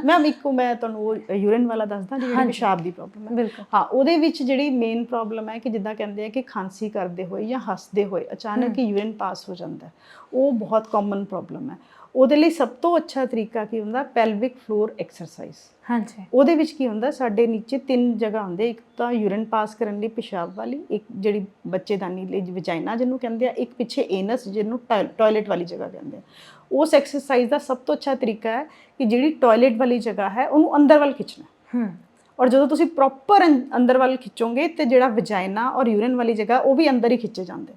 ਜਾਂ ਫਿਰ ਜਿੱਦਾਂ ਇੱਕ ਛੋਟਾ ਬੱਚਾ ਹੈ, ਜਦੋਂ ਉਹਨੂੰ ਯੂਰਿਨ ਆਉਂਦਾ ਉਹ ਰੋਕਣ ਦੀ ਕੋਸ਼ਿਸ਼ ਕਰਦਾ ਨਾ, ਪੂਰਾ ਪਾਰਟ ਅੰਦਰ ਖਿੱਚਦਾ ਕਿ ਮੇਰਾ ਯੂਰਿਨ ਨਾ ਪਾਸ ਹੋ ਜਾਏ। ਤੁਸੀਂ ਇਹ ਐਕਸਰਸਾਈਜ਼ ਲੇਟ ਕੇ, ਬੈਠ ਕੇ, ਕਿਸੇ ਵੀ ਤਰ੍ਹਾਂ ਕਰ ਸਕਦੇ ਹੋ, ਲੇਕਿਨ 40 ਤੋਂ ਬਾਅਦ ਆਪਣਾ ਇੱਕ ਰੂਟੀਨ ਬਣਾਓ ਕਿ ਇਹ ਐਕਸਰਸਾਈਜ਼ ਜ਼ਰੂਰ ਕਰਨੀ, ਕਿ ਅਸੀਂ ਇਹ ਵੇਟ ਨਹੀਂ ਕਰਨਾ ਕਿ ਸਾਡੇ ਪੀਰੀਅਡਸ ਲੇਟ ਹੋਣਗੇ ਤਾਂ ਉਸ ਤੋਂ ਬਾਅਦ ਜਦੋਂ ਇਹ ਢਿੱਲਾ ਹੋਏਗਾ ਬੋਡੀ ਪਾਰਟ ਤੇ ਅਸੀਂ ਉਦੋਂ ਕਰਨੀ ਸ਼ੁਰੂ ਕਰਾਂ, ਤਦ ਤੱਕ ਤਾਂ ਸਿੰਪਟਮ ਹੀ ਆ ਜਾਣਗੇ। ਤਾਂ ਉਹਨੂੰ ਪਹਿਲਾਂ ਹੀ ਸਟਰੈਂਥਨ ਕਰਕੇ ਰੱਖਣਾ। ਜਿੱਦਾਂ ਅਸੀਂ ਨਾਰਮਲ ਬੈਠੇ ਬੈਠੇ ਵੀ ਗੱਲ ਕਰ ਰਹੇ ਹਾਂ, ਤੁਹਾਡੀ ਕੋਈ ਛੋਟੀ ਕਿੱਟੀ ਹੈ, ਕਿਤੇ ਵੀ ਬੈਠੇ ਹੋ, ਤਾਂ ਤੁਸੀਂ ਇਸ ਚੀਜ਼ ਨੂੰ ਇੱਕ ਉਹ ਬਣਾਓ ਕਿ ਅਸੀਂ ਸਭ ਨੇ ਕਰਕੇ ਜਾਣਾ, ਜਾਂ ਅਸੀਂ ਘਰ ਵੀ ਬੈਠੇ ਹਾਂ ਲੇਟ ਕੇ ਕਰਨਾ, ਜਿੱਥੇ ਵੀ ਬੈਠੇ ਹੋ। 10 time morning and 10 time in the evening, ਖਾਲੀ ਪੇਟ ਕੋਸ਼ਿਸ਼ ਕਰੋ ਕਿ ਐਕਸਰਸਾਈਜ਼ ਜ਼ਰੂਰ ਕਰੋ। ਇਹ ਤੁਹਾਨੂੰ ਬਹੁਤ ਮੈਡੀਸਨ, ਔਰ ਮੈਂ ਤੁਹਾਨੂੰ ਇੱਕ ਗੱਲ ਦੱਸਾਂ, ਮੈਡੀਸਨ ਨਾਲ ਵੀ ਇੰਨਾ ਫਰਕ ਨਹੀਂ ਪੈਂਦਾ ਜਿੰਨਾ ਇਹਨਾਂ ਚੀਜ਼ਾਂ ਦੇ ਨਾਲ ਫਰਕ ਪੈਂਦਾ। ਹਾਂਜੀ, ਹਾਂ, ਇਹ ਜ਼ਰੂਰ ਕਰਨਾ ਚਾਹੀਦਾ। ਅੱਜ ਕੱਲ੍ਹ ਜਿਵੇਂ ਬਹੁਤ ਸਾਰੇ, ਜਿਵੇਂ ਆਪਾਂ ਇਹ ਪ੍ਰੋਗਰਾਮ ਕਰ ਰਹੇ ਹਾਂ, ਹੈ ਨਾ, ਇਹ YouTube 'ਤੇ ਜਾਏਗਾ, ਬਹੁਤ ਸਾਰੇ ਡਾਕਟਰਸ ਨੇ ਜਿਹੜੇ ਹੋਰ ਇੱਦਾਂ ਦੇ ਪ੍ਰੋਗਰਾਮ ਕਰਦੇ ਆ, ਅਤੇ ਇਹ ਮੈਂ ਦੇਖਿਆ ਵੀ ਸੀਗਾ ਇਹ ਐਕਸਰਸਾਈਜ਼ ਦਾ ਤਰੀਕਾ ਇੱਕ ਜਗ੍ਹਾ 'ਤੇ, ਅਤੇ ਜਾਂ ਇੱਕ ਹੋਰ ਤਰੀਕੇ ਦੀ ਉਹਨਾਂ ਨੇ ਐਕਸਰਸਾਈਜ਼ ਦੱਸੀ ਹੋਈ ਸੀ, ਜਾਂ ਜੋ ਸ਼ਾਇਦ ਤੁਹਾਨੂੰ ਵੀ, ਤੁਸੀਂ ਵੀ, ਹੈ ਨਾ, ਇਹ ਚੀਜ਼ 'ਤੇ ਗੱਲ ਕਰੋ ਕਿ ਉਹ ਤੁਸੀਂ ਗੋਡਿਆਂ ਨੂੰ, ਆਪਣਿਆਂ ਨੂੰ ਬੈਠੋ ਗੋਡਿਆਂ ਭਾਰ ਧਰਤੀ 'ਤੇ ਜਾਂ ਕੋਈ ਵੀ ਮੈਟ ਵਿਛਾ ਕੇ, ਅਤੇ ਤੁਸੀਂ ਆਪਣੀ ਪੂਰੀ ਬੋਡੀ ਨੂੰ ਇੱਦਾਂ ਬਾਹਾਂ ਨੂੰ ਉੱਪਰ ਲੈ ਕੇ ਜਾਓ, ਅੱਪਰ ਪੋਰਸ਼ਨ ਨੂੰ ਉੱਠੋ, ਅਤੇ ਉਹਦੇ ਨਾਲ ਵੀ ਫਰਕ ਇੱਕ ਜਿਹੜਾ ਦੂਸਰੀ ਚੀਜ਼ ਮੈਂ ਕਹਿ ਰਹੀ ਹਾਂ ਕਿ ਜਿੱਦਾਂ ਸਾਰਾ ਦਿਨ ਤੁਸੀਂ ਕੰਮ ਕਰ ਲਿਆ, ਜਿਹੜਾ ਤੁਹਾਡਾ ਬੈੱਡ ਸਾਈਡ ਹੁੰਦੀ ਹੈ ਨਾ, ਉਸ ਸਾਈਡ 'ਤੇ ਲੈਗਸ ਲਗਾਉਣੀਆਂ। ਹਾਂਜੀ, ਠੀਕ ਹੈ, ਲੈਗਸ ਲਗਾ ਕੇ ਤੁਸੀਂ ਇੱਕ ਜਿਹਨੂੰ ਕਹਿੰਦੇ ਆ ਕਿ 90 ਡਿਗਰੀ ਦਾ ਐਂਗਲ ਹੁੰਦਾ, ਉਸ ਤਰੀਕੇ ਨਾਲ ਲੈਗਸ ਨੂੰ ਐਟਲੀਸਟ 20 ਮਿੰਟਸ ਰੱਖੋ। ਇਹਦੇ ਨਾਲ ਤੁਸੀਂ ਨਾ ਵੈਰੀਕੋਜ਼ ਵੇਨ ਤੋਂ ਵੀ ਬਚ ਜਾਂਦੇ ਹੋ। ਇੱਥੇ ਨਾ ਨੀਲੀਆਂ ਧਾਰੀਆਂ ਜਿਹੀਆਂ ਉਹ ਸ਼ੁਰੂ ਹੋ ਜਾਂਦੀਆਂ, ਇੱਥੇ ਵੇਨਸ ਬਣਨੀਆਂ, ਉਹ ਵੀ ਬੜਾ ਪੇਨਫੁਲ ਹੁੰਦਾ। ਔਰ ਪੇਸ਼ੈਂਟ ਕਹਿੰਦਾ ਕਿ ਅਸੀਂ ਵਾਕ ਕੀ ਕਰੀਏ, ਸਾਡੇ ਤੋਂ ਤਾਂ ਤੁਰਿਆ ਨਹੀਂ ਜਾਂਦਾ। ਜਦੋਂ ਤੁਹਾਡੇ ਜਿੱਦਾਂ ਸਾਰਾ ਦਿਨ ਅਸੀਂ ਬੈਠੇ ਰਹਿੰਦੇ ਹਾਂ ਤਾਂ ਬਲੱਡ ਪੂਲ ਹੁੰਦਾ ਲੈਗਸ ਦੇ ਵੱਲ, ਤਾਂ ਉਹ ਇੰਨਾ ਜ਼ਿਆਦਾ ਜਿਹਨੂੰ ਕਹਿੰਦੇ ਹਾਰਡ ਹੋ ਜਾਂਦੀਆਂ ਕਿ ਪੇਸ਼ੈਂਟ ਤੋਂ ਚੱਲਿਆ ਨਹੀਂ ਜਾਂਦਾ। ਤਾਂ ਇਸ ਤਰੀਕੇ ਨਾਲ ਵੀ ਤੁਸੀਂ ਉਹ ਜੇ ਐਕਸਰਸਾਈਜ਼ ਕਰੋਗੇ ਐਟਲੀਸਟ ਫॉर 15 ਮਿੰਟਸ, ਤਾਂ ਉਹ ਬਲੱਡ ਜਿਹੜਾ ਉਹ ਡਾਊਨ ਜਾ ਕੇ ਥੋੜਾ ਸੌਫਟਨੈਸ ਆਉਂਦੀ ਹੈ, ਤਾਂ ਉਹ ਜ਼ਰੂਰ ਕਰਨਾ ਚਾਹੀਦਾ। ਇਹ ਵੀ ਆਪਾਂ ਕਿਸੇ ਟਾਈਮ ਵੀ ਕਰ ਸਕਦੇ ਹਾਂ। ਕੋਸ਼ਿਸ਼ ਇਹ ਕਰਨੀ ਚਾਹੀਦੀ ਹੈ ਕਿ ਜੇ ਕੋਈ ਵੀ ਐਕਸਰਸਾਈਜ਼ ਦੱਸਦੇ ਆ ਨਾ, ਤਾਂ ਉਹਨੂੰ ਖਾਲੀ ਪੇਟ ਕਰੋ, ਕਿਉਂਕਿ ਜਦੋਂ ਤੁਸੀਂ ਹੈਵੀ ਖਾਇਆ ਹੁੰਦਾ ਤਾਂ ਉੱਪਰ ਥੋੜਾ ਜਿਹਾ ਪੇਸ਼ੈਂਟ ਨੂੰ ਪ੍ਰੋਬਲਮ ਲੱਗਦੀ ਹੈ। ਹਾਂਜੀ, ਅਤੇ ਹਾਰਮੋਨ ਥੈਰੇਪੀ ਦੀ ਕੀ ਜ਼ਰੂਰਤ ਹੁੰਦੀ ਹੈ, ਜਾਂ ਮਤਲਬ ਕਿਹੜੀ ਕੰਡੀਸ਼ਨ ਆ ਜਿਹ 'ਚ ਤੁਹਾਨੂੰ ਜਾਣਾ ਚਾਹੀਦਾ ਕਿ ਮੈਂ ਹੁਣ ਹਾਰਮੋਨ ਥੈਰੇਪੀ ਲਵਾਂ, ਹੈ ਨਾ। ਵੈਸੇ ਤਾਂ ਜਿਵੇਂ ਤੁਸੀਂ ਬੜੀ ਸੋਹਣੀ ਗੱਲ ਕਹੀ ਸੀ ਕਿ ਜੋ ਇੱਕ ਸਟੇਜ 'ਤੇ ਆ ਕੇ ਤੁਹਾਡੀ ਬੋਡੀ 'ਚ ਚੇਂਜਿਸ ਆਉਣੇ ਆ, ਜਾਂ ਜੋ ਪ੍ਰੋਸੈਸ ਕੁਦਰਤ ਨੇ ਲਿਖਿਆ ਉਹ ਤੁਹਾਡੇ ਨਾਲ ਹੋਣਾ ਹੀ ਹੋਣਾ, ਹੈ ਨਾ। 15 ਸਾਲ ਦੀ ਉਮਰ 'ਚ ਤੁਹਾਨੂੰ ਪੀਰੀਅਡਸ ਆਉਂਦੇ ਆ, ਅਤੇ ਉਹ ਕੋਈ ਵੀ ਨਹੀਂ ਰੋਕ ਸਕਦਾ, ਚਾਹੇ ਤੁਸੀਂ ਕਿੰਨੀ ਵੀ ਕੋਸ਼ਿਸ਼ ਕਰੋ। ਅਤੇ ਜਦੋਂ ਇਹ ਸਰਕਲ ਤੁਹਾਡਾ ਬੰਦ ਹੋਣਾ, ਤਾਂ ਸੇਮ ਚੀਜ਼ ਹੀ ਹੁੰਦੀ ਹੈ ਕਿ ਤੁਸੀਂ ਉਹਨੂੰ ਕਿਸੇ ਤਰੀਕੇ ਨਾਲ ਰੋਕ ਨਹੀਂ ਸਕਦੇ, ਹੈ ਨਾ। ਪਰ ਅੱਜ ਕੱਲ ਜਿਵੇਂ ਆਪਾਂ ਗੱਲ ਕਰਦੇ ਆ ਕਿ ਹਰ ਬੰਦਾ ਨਾ ਚਾਹੁੰਦਾ ਕਿ ਮੈਂ ਕਿਸੇ ਵੀ ਚੀਜ਼ ਚੋਂ ਗੁਜ਼ਰ ਜਾ ਪਰ ਮੇਰੀ ਬਿਊਟੀ ਨਾ ਖਰਾਬ ਹੋਵੇ, ਮੈਂ ਸੋਹਣਾ ਹੀ ਦਿਖੀ ਜਾਵਾਂ ਸਾਰੀ ਉਮਰ, ਮੈਂ ਇਦਾਂ ਦਾ ਹੀ ਲੱਗਾ ਜਿਵੇਂ ਦਾ ਮੈਂ ਅੱਜ ਤੋਂ 20 ਸਾਲ ਪਹਿਲਾਂ ਦਾ ਲੱਗਦਾ ਸੀ ਨਾ। ਤੇ ਇਹ ਚੀਜ਼ ਤੁਸੀਂ ਰਿਕਮੈਂਡ ਸਭ ਕਰੋਗੇ? ਤੋਂ ਜ਼ਿਆਦਾ ਤਾਂ ਡਰਦੇ ਉਹ ਜਦੋਂ ਰਿੰਕਲਸ ਆਉਂਦੇ ਹਾਂ। ਹਨਾ, ਉਹ ਚੀਜ਼ ਤੋਂ ਬਹੁਤ ਨਹੀਂ, ਡਰੋ ਨਹੀਂ। ਦੇਖੋ ਮੈਂ ਤੁਹਾਨੂੰ ਇੱਕ ਗੱਲ ਦੱਸਾਂ, ਹਰ ਸਟੇਜ ਦੀ ਆਪਣੀ ਬਿਊਟੀ ਹੁੰਦੀ ਹੈ।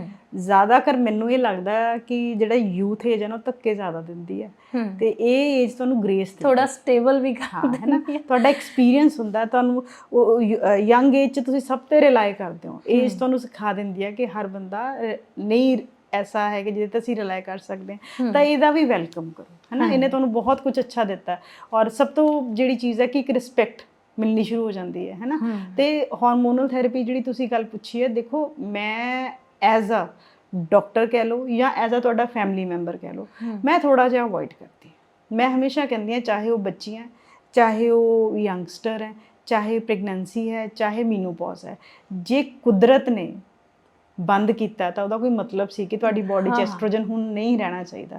ਤੁਸੀਂ ਕਹਿੰਦੇ ਹੋ ਕਿ ਜੇ ਕੁਦਰਤ ਬੰਦ ਕਰੇਗੀ ਅਸੀਂ ਆਪਣੇ ਆਪ, ਮੈਂ ਤੁਹਾਨੂੰ ਕਹਿ ਰਹੀ ਹਾਂ ਕਿ ਜੇ ਆਰਟੀਫਿਸ਼ੀਅਲ ਕਿਸੇ ਦਾ ਹੋ ਗਿਆ, ਕਿ ਜੇ ਕਿਸੇ ਦੀ 38 ਸਾਲ ਤੇ ਜਾਂ 40 ਸਾਲ ਤੇ ਬੱਚੇਦਾਨੀ ਤੇ ਅੰਡੇਦਾਨੀ ਕੱਢ ਹੀ ਦਿੱਤੀ ਗਈ ਹੈ, ਉੱਥੇ ਆਪਾਂ ਥੋੜਾ ਜਿਹਾ ਸੋਚ ਸਕਦੇ ਹਾਂ ਕਿ ਉਸ ਪੇਸ਼ੈਂਟ ਨੂੰ 50 ਸਾਲ ਵਾਲੇ ਸਿੰਪਟਮ 40 ਤੇ ਆ ਜਾਣਗੇ। ਲੇਕਿਨ ਪਹਿਲੀ ਕੋਸ਼ਿਸ਼ ਇਹੀ ਕਰੋ ਕਿ ਤੁਸੀਂ ਆਪਣਾ ਡੇਲੀ ਰੂਟੀਨ ਅੱਛਾ ਰੱਖੋ ਹੈ ਨਾ। ਔਰ ਤੁਸੀਂ ਜਿਹੜੀਆਂ ਚੀਜ਼ਾਂ, ਹੁਣ ਦੇਖੋ ਐਸਟ੍ਰੋਜਨ ਦੀ ਟੇਬਲੇਟ ਬਹੁਤ ਲੋ ਡੋਜ਼ ਤੇ ਲੈਣ ਨਾਲੋਂ ਅੱਛਾ ਅਸੀਂ ਫਲੈਕਸੀਡ, ਅਸੀਂ ਪਾਲਕ, ਅਸੀਂ ਬ੍ਰੋਕਲੀ, ਸੋਇਆਬੀਨ ਇਹ ਐਡ ਕਰ ਲਈ। ਲੋ ਡੋਜ਼ ਉਹ ਦੇ ਰਹੇ ਆ, ਉਸ ਤੋਂ ਥੋੜੀ ਲੋ ਡੋਜ਼ ਤੁਹਾਨੂੰ ਮਿਲੀ ਆ, ਤੁਸੀਂ ਰੈਗੂਲਰ ਬੇਸ ਤੇ ਲੈ ਰਹੇ ਹੋ, ਤਾਂ ਉਹਦਾ ਕੋਈ ਸਾਈਡ ਇਫੈਕਟ ਵੀ ਨਹੀਂ ਹੈ। ਬਹੁਤ ਅਰਲੀ ਟਾਈਮ ਤੋਂ ਲੈਣਾ ਸ਼ੁਰੂ ਕਰ ਦਿਓ। ਮੈਨੂੰ ਪਤਾ ਹੈ ਕਿ ਮੇਰੇ ਨਾਲ 45 ਸਾਲ ਦੀ ਉਮਰ 'ਚ ਜਾ ਕੇ ਇਹ ਚੀਜ਼ਾਂ ਹੋਣੀਆਂ ਨੇ, ਤਾਂ ਮੈਂ 30 ਜਾਂ 25 ਤੋਂ ਕਿਉਂ ਨਾ ਸ਼ੁਰੂ ਕਰਾਂ। ਤੁਸੀਂ ਜਿਹੜਾ ਆਪਣਾ ਸਵੇਰੇ ਪਰੌਂਠੇ ਖਾਣੇ ਆਲੂ ਦੇ, ਉਹਨੂੰ ਅਵੋਇਡ ਕਰੋ। ਠੀਕ ਹੈ, ਉਹਨੂੰ ਇੱਕ ਹੈਲਦੀ ਬ੍ਰੇਕਫਾਸਟ 'ਚ ਚੇਂਜ ਕਰ ਲਓ।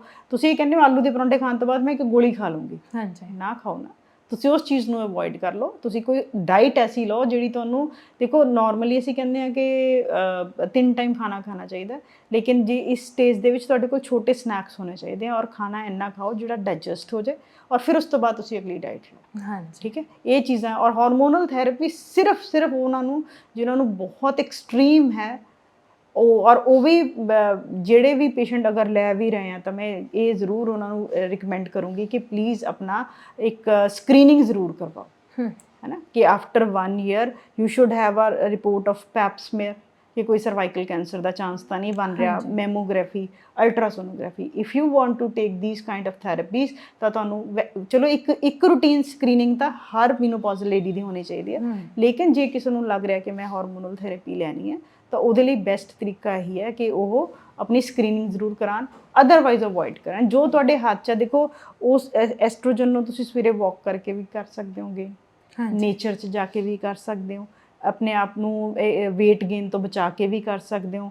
ਜੋ ਮੈਂ ਡਾਈਟ ਪਲਾਨ ਦੱਸਿਆ ਤੁਸੀਂ ਇਹਦੇ ਨਾਲ ਵੀ ਕਰ ਸਕਦੇ ਹੋ। ਤਾਂ why to take the tablet, what is the fun of taking tablet. ਤੁਸੀਂ ਮਹਿੰਗੀ ਦਵਾਈ ਨਾ ਸੋਚੋ, ਤੁਸੀਂ ਇਹ ਸੋਚੋ ਕਿ ਇਹਦਾ ਕੋਈ ਬਾਅਦ 'ਚ ਸਾਈਡ ਇਫੈਕਟ ਹੋਵੇ। ਬੈਟਰ ਇਹ ਹੈ ਕਿ ਮੈਂ ਆਪਣੇ ਹੈਲਥ ਵੱਲ ਧਿਆਨ ਦੇ ਲਾਂ। ਕੋਈ ਹੋਰ ਚੀਜ਼ ਜਿਹੜੀ ਤੁਹਾਨੂੰ ਲੱਗਦੀ ਹੋਵੇ ਕਿ ਆਪਾਂ ਉਸ ਚੀਜ਼ ਤੇ ਗੱਲ ਨਹੀਂ ਕੀਤੀ? ਇੱਕ ਚੀਜ਼ ਮੈਂ ਜਿਹੜੀ ਤੁਹਾਨੂੰ ਮੈਂ ਦੱਸਿਆ ਸੀ ਕਿ ਇਹਦੇ ਨਾਲ ਵਜਾਈਨਾ ਵੀ ਡਰਾਈ ਹੋ ਜਾਂਦਾ ਡਿਊਰਿੰਗ ਮੀਨੋਪੌਜ਼ ਹੈ ਨਾ। ਠੀਕ ਹੈ, ਉਹਦੇ ਰੀਜ਼ਨ ਇਹ ਹੁੰਦਾ ਮੈਮ ਕਿ ਜਿਹੜਾ ਐਸਟ੍ਰੋਜਨ ਲੈਵਲ ਹੈ ਉਹਦਾ ਘਟ ਜਾਂਦਾ, ਜਿਹਦੇ ਕਰਕੇ ਕਿ ਅੰਦਰ ਬਲੱਡ ਸਪਲਾਈ ਘਟਣ ਕਰਕੇ ਵਜਾਈਨਾ ਡਰਾਈ ਹੋਣਾ ਸ਼ੁਰੂ ਹੋ ਜਾਂਦਾ, ਤੇ ਪੇਸ਼ੈਂਟ ਇਸ ਚੀਜ਼ ਨੂੰ ਥੋੜਾ ਅਵੋਇਡ ਕਰਦਾ। ਲੇਕਿਨ ਸ਼ੀ ਸ਼ੁੱਡ ਨਾਟ। ਪਹਿਲੀ ਗੱਲ ਤਾਂ ਇਹ ਹੈ ਕਿ ਜਦੋਂ ਬਹੁਤ ਇਨੀਸ਼ੀਅਲ ਸਟੇਜ ਹੈ ਤਾਂ ਤੁਸੀਂ ਬਹੁਤ ਹਲਕਾ, ਜਿੱਦਾਂ ਐਲਮੰਡ ਆਇਲ ਹੋ ਗਿਆ ਜਾਂ ਥੋੜਾ ਬਹੁਤ ਉਹ ਯੂਜ਼ ਕਰ ਸਕਦੇ ਹੋ ਇਨੀਸ਼ੀਅਲ, ਬਿਲਕੁਲ ਇਨੀਸ਼ੀਅਲ ਸਟੇਜ ਤੇ। ਉਸ ਤੋਂ ਬਾਅਦ ਇਹਦੇ ਲਈ ਆਉਂਦੇ ਆ ਜੀ, ਇਹ ਨਾ ਮੈਂ ਤੁਹਾਨੂੰ ਇਸ ਕਰਕੇ ਦੱਸ ਰਹੀ ਹਾਂ ਕਿ ਮੇਰੇ ਕੋਲ ਪਿੱਛੇ ਜੇ ਮੇਰੇ ਇੱਕ ਬਹੁਤ ਅੱਛੇ ਫਰੈਂਡ ਹੈ, ਉਹਨਾਂ ਦੀ ਮਦਰ ਦਾ ਫੋਨ ਆਇਆ, she is in Canada. She was literally crying ਕਿ ਬੇਟੇ ਮੈਨੂੰ ਯੂਰਿਨ ਪਾਸ ਕਰਨ ਲੱਗਿਆ ਬਹੁਤ ਲੱਗਦਾ, ਮੈਨੂੰ ਅੰਦਰੋਂ ਬਹੁਤ ਡਰਾਈ ਲੱਗਦਾ, ਔਰ ਮੈਂ ਮਤਲਬ ਕਿ ਹਰ ਚੀਜ਼ ਲੈ ਕੇ ਦੇਖ ਚੁੱਕੀ ਹਾਂ, ਮੈਨੂੰ ਫਰਕ ਨਹੀਂ ਲੱਗ ਰਿਹਾ।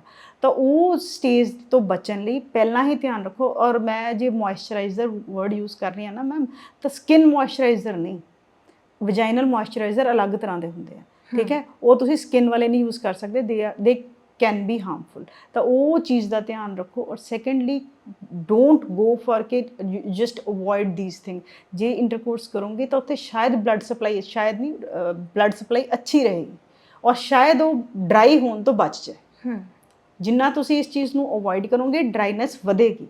ਠੀਕ ਹੈ, ਔਰ ਲੋਕਲ ਐਪਲੀਕੇਸ਼ਨ ਲਈ ਮੈਂ ਤੁਹਾਨੂੰ ਦੱਸ ਹੀ ਦਿੱਤਾ ਕਿ ਇਹ ਜਿਹੜੀਆਂ ਚੀਜ਼ਾਂ ਹੈ ਥੋੜਾ ਜਿਹਾ ਉਹਨੂੰ ਰੱਖਣਾ ਹੈ ਕਿ ਔਰ ਦੂਸਰਾ ਕਿ ਜਿਹਨੂੰ ਵੀ ਡਰਾਈਨੈਸ ਲੱਗਦੀ ਉਹ ਬਾਰ-ਬਾਰ ਜਾ ਕੇ ਵਾਸ਼ ਨਾ ਕਰੇ। ਜਦੋਂ ਤੁਸੀਂ ਵਾਸ਼ ਕਰਦੇ ਹੋ ਏਰੀਆ ਬਹੁਤ ਜ਼ਿਆਦਾ ਡਰਾਈ ਹੁੰਦਾ ਹੈ ਔਰ ਫਿਰ ਜ਼ਿਆਦਾ ਪ੍ਰੋਬਲਮ ਆਉਂਦੀ ਹੈ। ਬਾਰ-ਬਾਰ ਵਾਸ਼ ਨਹੀਂ ਕਰਨਾ ਔਰ ਬਿਨਾਂ ਗੱਲ ਤੇ ਐਕਸਪੈਰੀਮੈਂਟ ਨਹੀਂ ਕਰਨੇ। ਜੇ ਬਹੁਤ ਐਕਸਟ੍ਰੀਮ ਕੇਸ ਹੁੰਦਾ ਹੈ ਤਾਂ ਮੈਂ ਨਾਮ ਨਹੀਂ ਲਵਾਂਗੀ ਕਿਉਂਕਿ ਜਦੋਂ ਮੈਂ ਨਾਮ ਲੈਂਦੀ ਹਾਂ ਤਾਂ ਪੇਸ਼ੈਂਟ ਫਟਾਫਟ ਕੈਮਿਸਟ ਸ਼ਾਪ ਤੇ ਭੱਜ ਕੇ ਯੂਜ਼ ਕਰਨ ਲੱਗ ਜਾਂਦਾ ਹੈ ਵਿਦਆਊਟ ਡਾਕਟਰ ਰਿਕਮੈਂਡੇਸ਼ਨ। ਵਿਜਾਈਨਲ ਕਰੀਮਸ ਆਉਂਦੀਆਂ, ਠੀਕ ਹੈ, ਉਹ ਐਸਟ੍ਰੋਜਨ ਬਹੁਤ ਲੋਅਰ ਲੈਵਲ ਤੇ ਹੁੰਦਾ ਹੈ। ਪਹਿਲਾਂ ਡਾਕਟਰ ਤੁਹਾਨੂੰ ਹਫਤੇ 'ਚ 3 ਵਾਰ ਦੇਗਾ, ਫਿਰ 2 ਵਾਰ, ਫਿਰ ਮਹੀਨੇ 'ਚ 1 ਵਾਰ। ਉਹ ਯੂਜ਼ ਤੁਸੀਂ ਕਰ ਸਕਦੇ ਹੋ। ਲੇਕਿਨ ਜਿਹੜਾ ਮੈਂ ਤੁਹਾਨੂੰ ਦੱਸਿਆ ਕਿ ਪਹਿਲਾਂ ਪ੍ਰੀਕਾਸ਼ਨਸ ਲੈ ਲਓ। ਤੁਸੀਂ ਆਪਣੀ ਡਾਈਟ ਨੂੰ ਇਸ ਤਰ੍ਹਾਂ ਰੱਖੋ ਕਿ ਐਸਟ੍ਰੋਜਨ ਥੋੜਾ ਥੋੜਾ ਤੁਹਾਡੀ ਬਾਡੀ 'ਚ ਜਾਂਦਾ ਰਹੇ ਤਾਂ ਕਿ ਤੁਹਾਡੀ ਫੈਮਿਲੀ ਲਾਈਫ ਵੀ ਡਿਸਟਰਬ ਨਾ ਹੋਏ, ਹੈ ਨਾ, ਉਸ ਚੀਜ਼ ਨੂੰ। ਔਰ ਦੂਸਰਾ ਜਿਹੜੀ ਇਹ ਚੀਜ਼ ਹੈ ਇਹ ਹੈਪੀ ਹਾਰਮੋਨਸ ਵੀ ਸਿਕਰੀਟ ਕਰਦੀ ਹੈ ਤਾਂ ਤੁਸੀਂ ਉਸ ਚੀਜ਼ ਨੂੰ ਅਵੋਇਡ ਕਰਨ ਦੀ ਜਗ੍ਹਾ ਸਟ੍ਰੈਸ ਲਓਗੇ। ਬੈਟਰ ਇਹ ਹੈ ਕਿ ਤੁਸੀਂ ਇੱਕ ਅੱਛਾ ਰਿਲੇਸ਼ਨ ਵੀ ਮੇਨਟੇਨ ਕਰ ਲਓਗੇ ਔਰ ਆਪਣੀ ਬਾਡੀ ਪਾਰਟ ਨੂੰ ਵੀ ਬਚਾ ਲਓਗੇ। ਹਾਂਜੀ ਹਾਂਜੀ ਮੈਮ, ਸ਼ੁਕਰੀਆ ਨਾ, ਤੁਸੀਂ ਹਰ ਵਾਰ ਮਤਲਬ ਬਹੁਤ ਡਿਟੇਲ 'ਚ ਸਾਰੀਆਂ ਚੀਜ਼ਾਂ ਦੱਸਦੇ ਹੋ। ਤੇ ਜਿਵੇਂ ਤੁਸੀਂ ਕਿਹਾ ਕਿ ਇਹਦੇ ਨਾਲ ਤੁਹਾਡਾ ਵੀ ਪਰਿਵਾਰ ਵੱਡਾ ਹੋ ਰਿਹਾ ਨਾ, ਲੋਕ ਪਹੁੰਚ ਕਰਦੇ ਆ। ਤੇ ਆਪਾਂ ਆਪਣੇ ਪ੍ਰੋਗਰਾਮ ਦਾ ਮਕਸਦ ਇਹ ਹੁੰਦਾ ਹੈ ਕਿ ਲੋਕ ਜਿਹੜੇ ਸਵਾਲ ਸਾਡੇ ਮਨ 'ਚ ਨੇ ਹੈ ਨਾ, ਜਾਂ ਕਈ ਵਾਰੀ ਤਾਂ ਸਾਨੂੰ ਪਤਾ ਵੀ ਨਹੀਂ ਹੁੰਦਾ ਵੀ ਇਹ ਪ੍ਰੋਬਲਮ ਹੈ, ਅਸੀਂ ਡਾਕਟਰ ਕੋਲੇ ਜਾਂਦੇ ਹੀ ਨਹੀਂ, ਸਾਨੂੰ ਐਂ ਲੱਗਦਾ ਹੁੰਦਾ ਕਿ ਉਮਰ ਦੇ ਹਿਸਾਬ ਨਾਲ ਚੀਜ਼ਾਂ ਚੱਲਣੀਆਂ ਨੇ ਤੇ ਫਿਰ ਉਹ ਕਈ ਵਾਰ ਜ਼ਿਆਦਾ ਨੁਕਸਾਨ ਕਰਦੀਆਂ ਨੇ। ਤੇ ਆਪਾਂ ਹਮੇਸ਼ਾ ਚਾਹੁੰਦੇ ਹਾਂ ਕਿ ਲੋਕ ਪਹੁੰਚ ਕਰਨ ਡਾਕਟਰ ਤੱਕ। Thank you so very much.